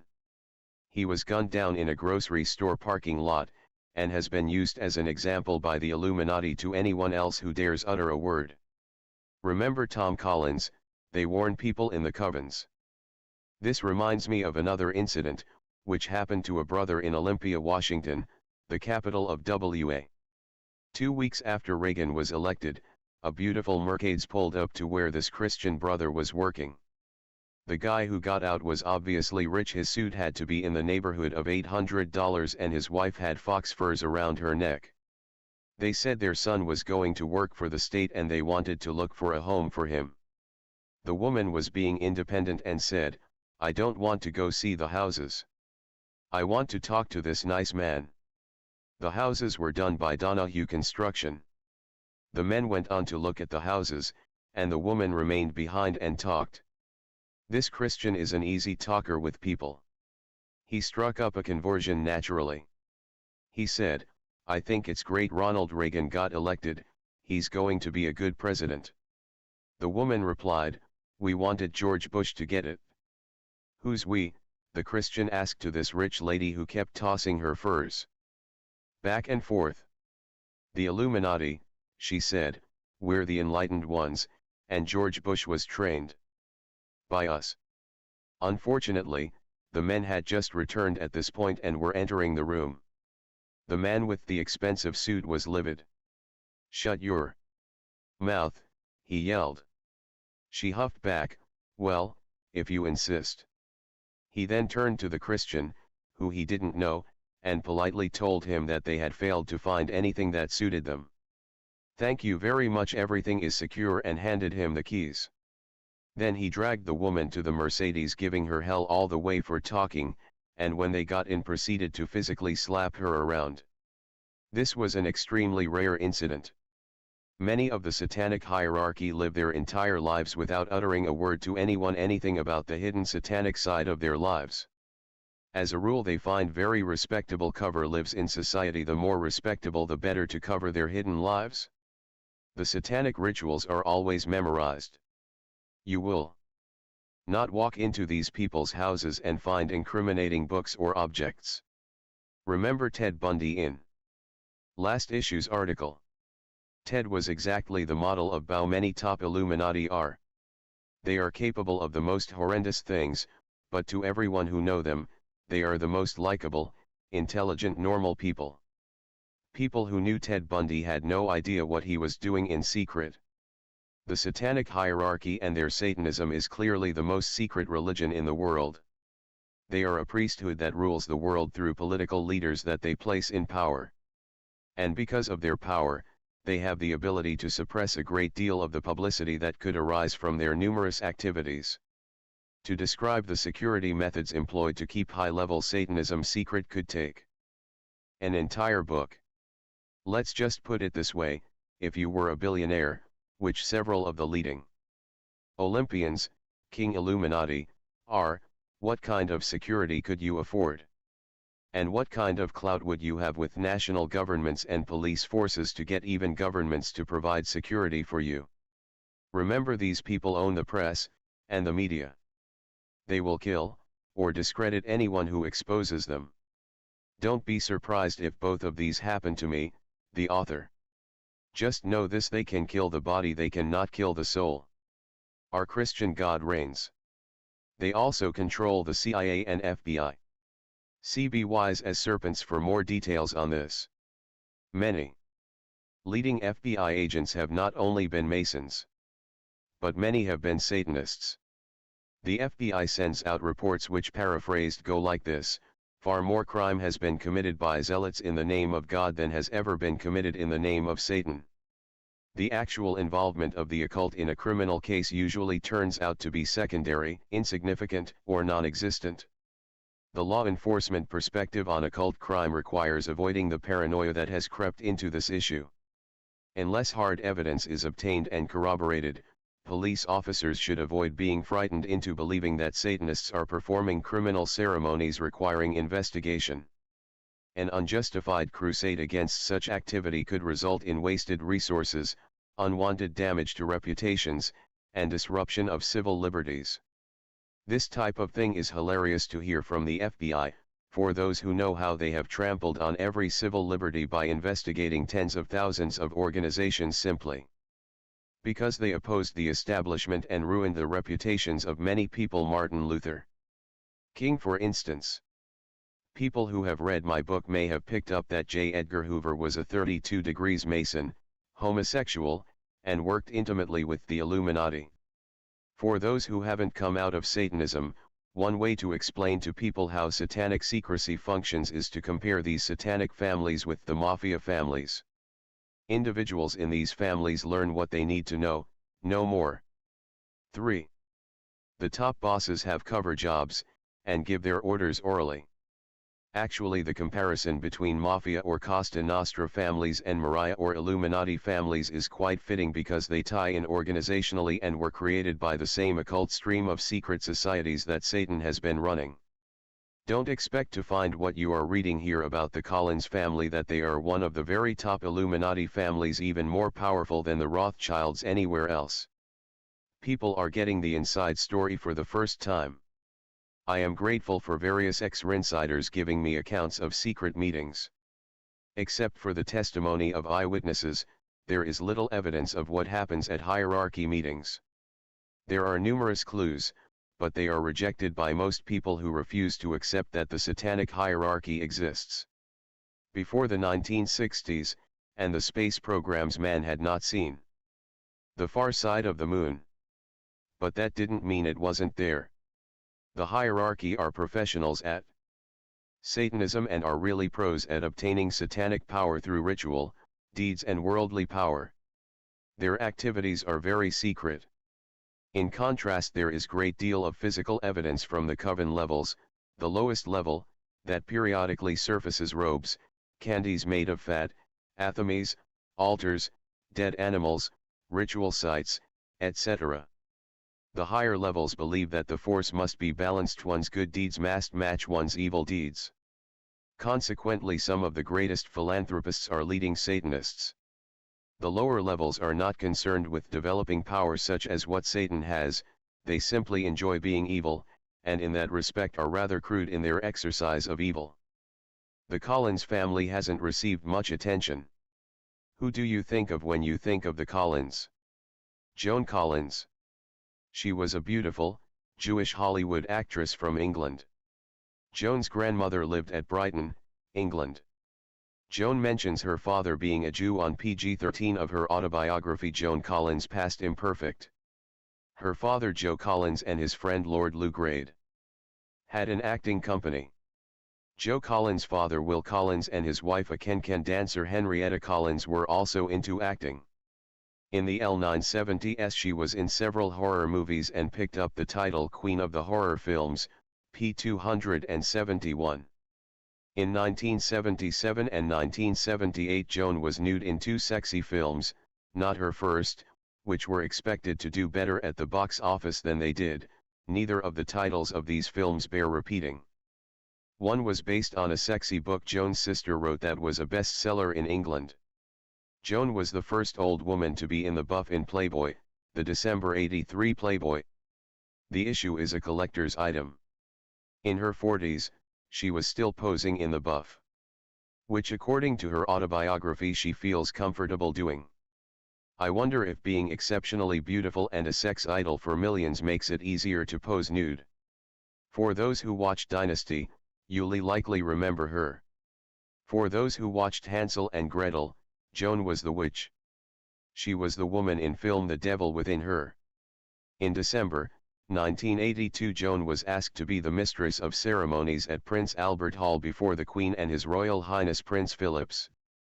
Besides knowing that she is into astrology, after looking at her autobiography I don't pick up a hint of any religiousness.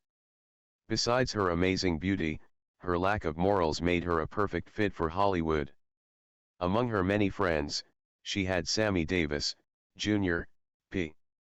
332, and Jane Mansfield as friends or acquaintances, both of whom are publicly known to he Satanists. She rubbed shoulders with Henry Kissinger, p. 3454 of Autobio. Joan Collins vacationed in the winter at St. Moritz, which is an exclusive ski resort of the international set where Joan rubbed shoulders with Nearchos and Aristotle Onassis. These are kings within the Illuminati. Joan Collins spent time with Edgar Bronfman. The Bronfman family are the Jewish Illuminati family that runs Canada. p. 281 to 282, Joan Collins may not be part of the Illuminati Collins family, but if she isn't, she has at least associated with some of the top Illuminati. Joan was married several times but obviously preferred her maiden name. Another famous Collins is Michael Collins, who was one of the 3 astronauts on the Apollo 2. Apollo 11 was the first officially announced visit by man to the moon. For those who have read Be Wise as Serpents, you are aware that the first flag on the moon was the Scottish Rites flag. There are a number of very strange things about the flight, and about what NASA has been doing. Buzz Aldrin is a Freemason. Neil Armstrong has gone into seclusion, shunning any publicity. As Michael Collins puts it, Nell has dropped out and doesn't sell the NASA program. Carrying the Fire, by Michael Collins, p. 461. The title to his book is based on Greek mythology. The god Apollo carried fire, which is what Michael felt described Apollo 11. What our government has been doing. 4. With NASA, flying saucers, and a manned lunar base, is beyond writing about in this article, but the question did naturally come to my mind: could Michael Collins be related to the Illuminati Collins family? Michael Collins writes about himself, "Fortunately, I have been a poor student all my life, and my parents, concealing their disappointment, seldom pushed me." Carrying the Fire, p. 462, it certainly seems like such a student would need some pull to get into West Point, USMA. Michael Collins also sits on the board of directors of the Illuminati's Rand Corporation, which works with Tavistock Institute. He is not even a nominal Christian as far as I can tell. He states dryly that no, he did not find God when he went to the moon. It looked like the clues were leading in the direction that he might be part of the elite, when I came across one sentence that changed my mind. Michael Collins wrote, "I feel just as thankful today that I live in the United States of America as I did before flying in space, and I have no desire for this country to merge into a United States of the world." p. 470 of his book. By the way, Michael Collins wrote his own book in contrast with so many of the Christian authors like Pat Robertson's New World Order, and some of Billy Graham's books, which are written by others with the big name tacked on to sell it. If anyone could promote internationalism, one world government, without any suspicion, it would be Michael Collins, for few men share his experience of seeing the tiny earth in the vastness of the hostile universe. And yet he doesn't. He simply advocates that humans learn to cooperate to solve our problems, which we certainly need to do. Michael Collins has some really interesting and in a sense inspiring things to say about what seeing the Earth from way out in space meant to his life. What he writes bears repeating. I don't have the space for it all, but will share one idea that is novel. Seeing the Earth from a distance has changed my perception of the solar system as well.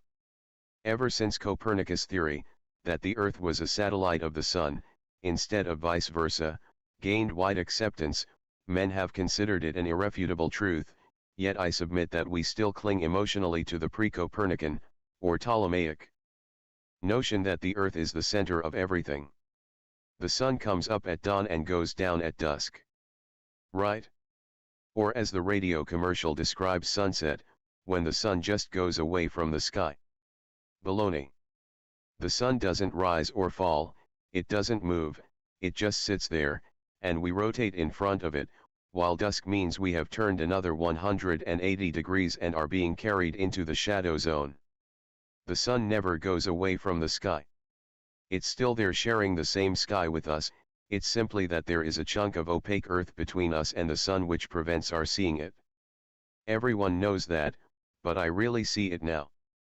Pages 472 to 73, I like Michael Collins. What I just quoted is neat. After reading lots of occult garbage, I really appreciate someone who isn't into emphasizing the sun. If Michael were an occultist, he would not have made this statement. In fact, I think it would be healthy for Christians to quit looking at the stars, and realize how wonderful God's green earth is. Praise His holy name. The earth is a very unique, wonderful, marvelous place. And all these people who use their imaginations and belittle the earth because they think some other planet in another galaxy is better, should do some space travel. The earth is a miracle, and anyone who doesn't see God through his creation is not thinking straight. Back to the question, is Michael's Collins family part of the Illuminati Collins family? I have no idea, but Michael himself is not an internationalist. The Collins family is an old New England family. Early members of it were Francis, Edward, and John. See the genealogical chart. Part of the Satanic branch may live in England too. Like most top Illuminati families, the Collins have spread all over, so that even the West Coast has some members of this Satanic bloodline. Part of the family is both related to aristocracy and to witchcraft. For instance, I have a complete list of all people accused of witchcraft in New England in the 17th century, which includes some Collins. The 17th century was the first century that British settlers, mostly Puritans, some of whom are also known as Pilgrims and Congregationalists, settled in New England. In 1640 in Aquitaine, Massachusetts, a Collins was accused of witchcraft. In 1653, Jane Collins was accused of witchcraft in Lynn, Mass. And a Collins family lived in the Salem, Massachusetts area of Marblehead during the 1650s when the witch trials occurred. They were neighbors to the family accused of witchcraft.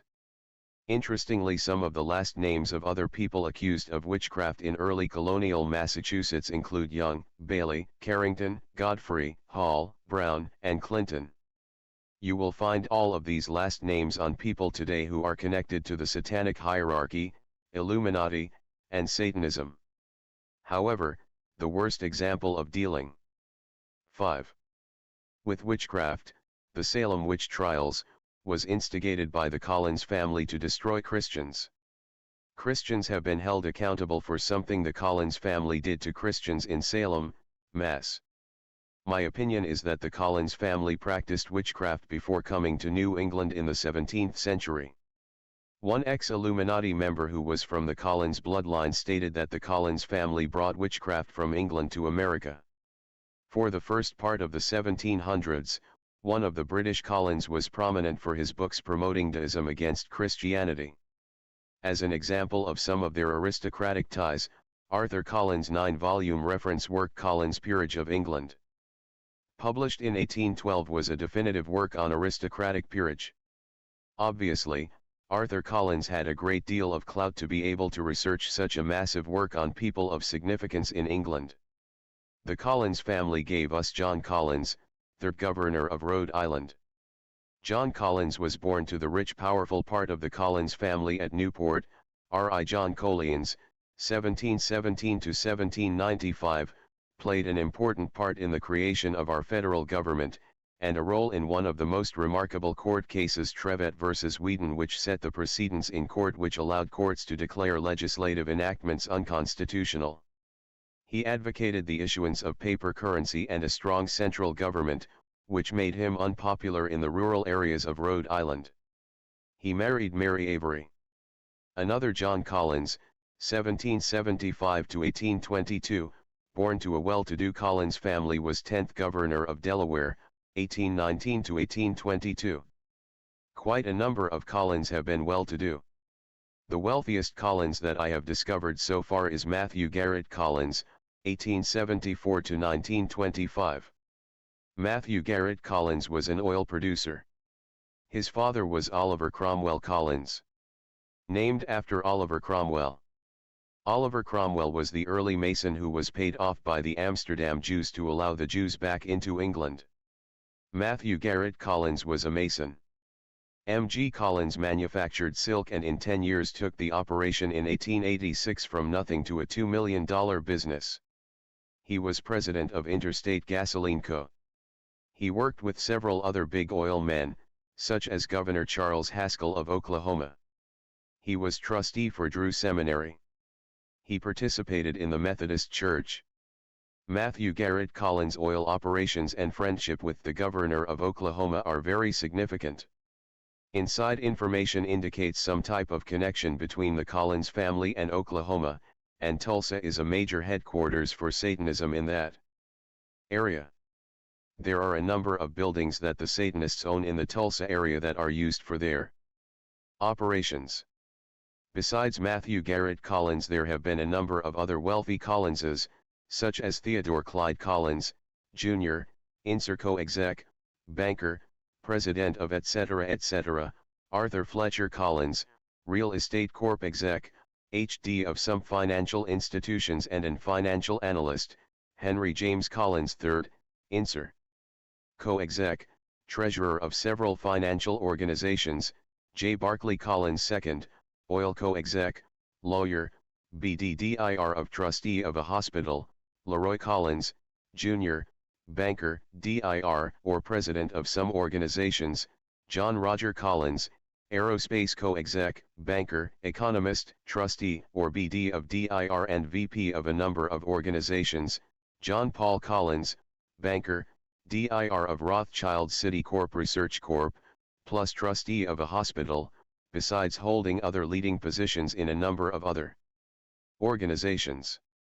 And finally Michael James Collins, not the astronaut, who has been an investment co-exec, plus to name a few items President Fidelity Union Life INS, President Allianz Investment Corp, President Collins Capital, Dallas, Trustee Cara TV, BDDIR and V.P, of the CAR-P. Collins Foundation. None of these men gave information concerning any church affiliation. With the other Collinses, usually if they do have a church affiliation it is Episcopalian. The Collins family also built the world's fastest nicest ocean-going ships during the 1850s, for which they spared no expense. The Collins lost a number of ships to natural sea disasters, and after the financial panic of 1857, the Collins got out of shipping, and directed their attention to coal and iron. They had a home on Madison Ave, New York. One of the Collins who is clearly descended from the old New England family is the banker Atwood Collins, 1851 to 1926, who graduated from Yale in 1873. One line of Collins that were descended from the old New England family were the father and son who gave their names to several locations in western U.S. Fort Collins Co. is named after Cal William Oliver Collins, a descendant of Edward Collins who arrived in Boston from England in 1630. And Casper, Wyoming is named after Colonel William O. Collins' son Casper Collins. Casper Collins died fighting Indians, and so this family line died out. Colonel William Oliver Collins' family were well-to-do Episcopalians. W. O. Collins had originally gone to law school, then became a senator, and then was made a colonel by the Secretary of War at the outbreak of the Civil War. Because the U.S. troops in the far west were 6. Widely dispersed, the rank of colonel was a very high rank to hold in the Western territories during the Civil War. Now this article will list a few Collins who I suspect may have been connected to the Illuminati in their time. These are only suspects, but interesting people at that. Clifton W. Collins. Clifton studied Saint Simon, who was the Mason/Illuminatus that started communism in the early 19th century. Clifton wrote a book about him entitled Saint Simon. Cop Collins. Cop Collins was involved in so many political things for the Republican presidential elections, and involved with consulting federal agencies and so many other government positions it is difficult to give a list of what all he has been involved with. He also was involved with Bahrain Petroleum Co., Ltd. during the 1950s. DeWitt Clinton Collins. DeWitt Clinton Collins was born on September 5, 1866 and was named after DeWitt Clinton, who was association with the Illuminati very early in the history of the United States. His father, Clinton DeWitt, was also named after DeWitt Clinton. D.C. Collins did his postgraduate work in Vienna, and practiced in Chicago. Hugh Collins, author Marxism and the Law, published by Oxford University Press. James Foster Collins worked for U.S. intelligence, for the United Nations, graduated from Yale, had such jobs as Research Assistant U.S. Senate Atomic Energy Commission, Political Affairs Officer, United Nations Secretariat, 1946 to 1949. By the way, a large percentage of the officers in the Secretariat area of the United Nations for the first 10 years were Jews. Collins also worked for the State Department and the Treasury Department, perhaps maintaining his intelligence work on the side. Jim Collins. Jim writes books on the occult, UFOs, mysticism, Uri Geller, etc. John Anderson Collins. He was intimately involved with the Illuminati plots involving Unitarians/Rosicrucians/ and Masons, which created militant abolitionists who intended to wage war against the South. He worked with William Lloyd Garrison. For a full expose on this, the reader should study my chapter on the Unitarian Church in Be Wise as Serpents. John Anderson Collins was a socialist, forerunner of what is known as communism. He attempted several communist social experiments beginning in the 1840s. The importance of how this all connects to the occult and the Illuminati can be appreciated by reading Fire in the Minds of Men by James Billington. John Chitton Collins. In 1886 he wrote a book on Voltaire, and in 1908 he wrote yet another book on Voltaire. As a lecturer who traveled to the US and Germany, the press always gave him great press coverage. He was involved with the occult. He was found dead in peculiar circumstances in a ditch. Leuna Collins and Virginia Collins co-authored a book, Levels of Mind, in 1984. 7. Monty D. Collins. Monty Collins was state superintendent of schools in Georgia. He went to Bob Jones College sometime after 1938. He was a Freemason, a Grand Master of the Georgia Grand Lodge of Odd Fellows, association editor of the GA Odd Fellows News, and if my source is correct, editor of Atlanta's Masonic magazine. He was in Eastern Star, and a number of other affiliated Masonic groups. He lived at the Capitol building at the state capitol in Georgia. He was a pastor, ordained in 1909, of Friendship Baptist Church for his lifetime. Paul Valeris Collins, writer, studied art in Paris, interviewed Italian strongman Benito Mussolini in 1927 for Outlook magazine. Presbyterian and a Freemason. Robert DeVille Collins, Foreign Service Officer, Intelligence, First Secretary to NATO, 73 to 76, Director Political Officer of Personnel of the U.S. State Department, 80 to 82, worked in the U.S. Embassy in Rome in various capacities, Roman Catholic, and given an award by the Pope. Ross A. Collins. One of the ex-Illuminati members remembers the name Ross Collins. Ross A. Collins was a high-ranking Mason, a lawyer, an attorney general, a common position for Satanists, and a congressman. He was born at Collinsville, Miss, in Congress at Washington, D.C. He was chairman of the Military Appropriation Committee, a position which the Illuminati control. Ross Collins was famous for advocating mechanized weaponry. He wanted technology to be applied to weaponry. He is credited with bringing the Flying Fortress into being. By the way, there have been many Collins who were Masons, for instance, the Masonic reference book History of Scottish Rite Masonry in Chicago, also TT'd Oriental Consistory 1856. 1907 by George Warville, 33 degrees, lists 12 Collins as being members of Chicago's Oriental Consistory, pages 99 to 100. Varnum Lansing Collins, Princeton University professor and Episcopalian. Wilkie Collins, author of occult fiction. William Collins. His British Collins Pub firm has printed some books on British intelligence, MI5, MI6. I could continue giving more names on the suspect list, but the reader's patience has likely been tested enough. Articles like this aren't as much fun to write, when I have to pad out some hard evidence with clues. I included some of the suspects so that the readers can see that people with the last name of Collins do show up with some frequency when one investigates the occult and power. Some readers might feel that any last name could be run through history and some people involved in the occult found. I challenge people to test that. I will give them some names, and let them search. Man, look, I told y'all, bro, check this out.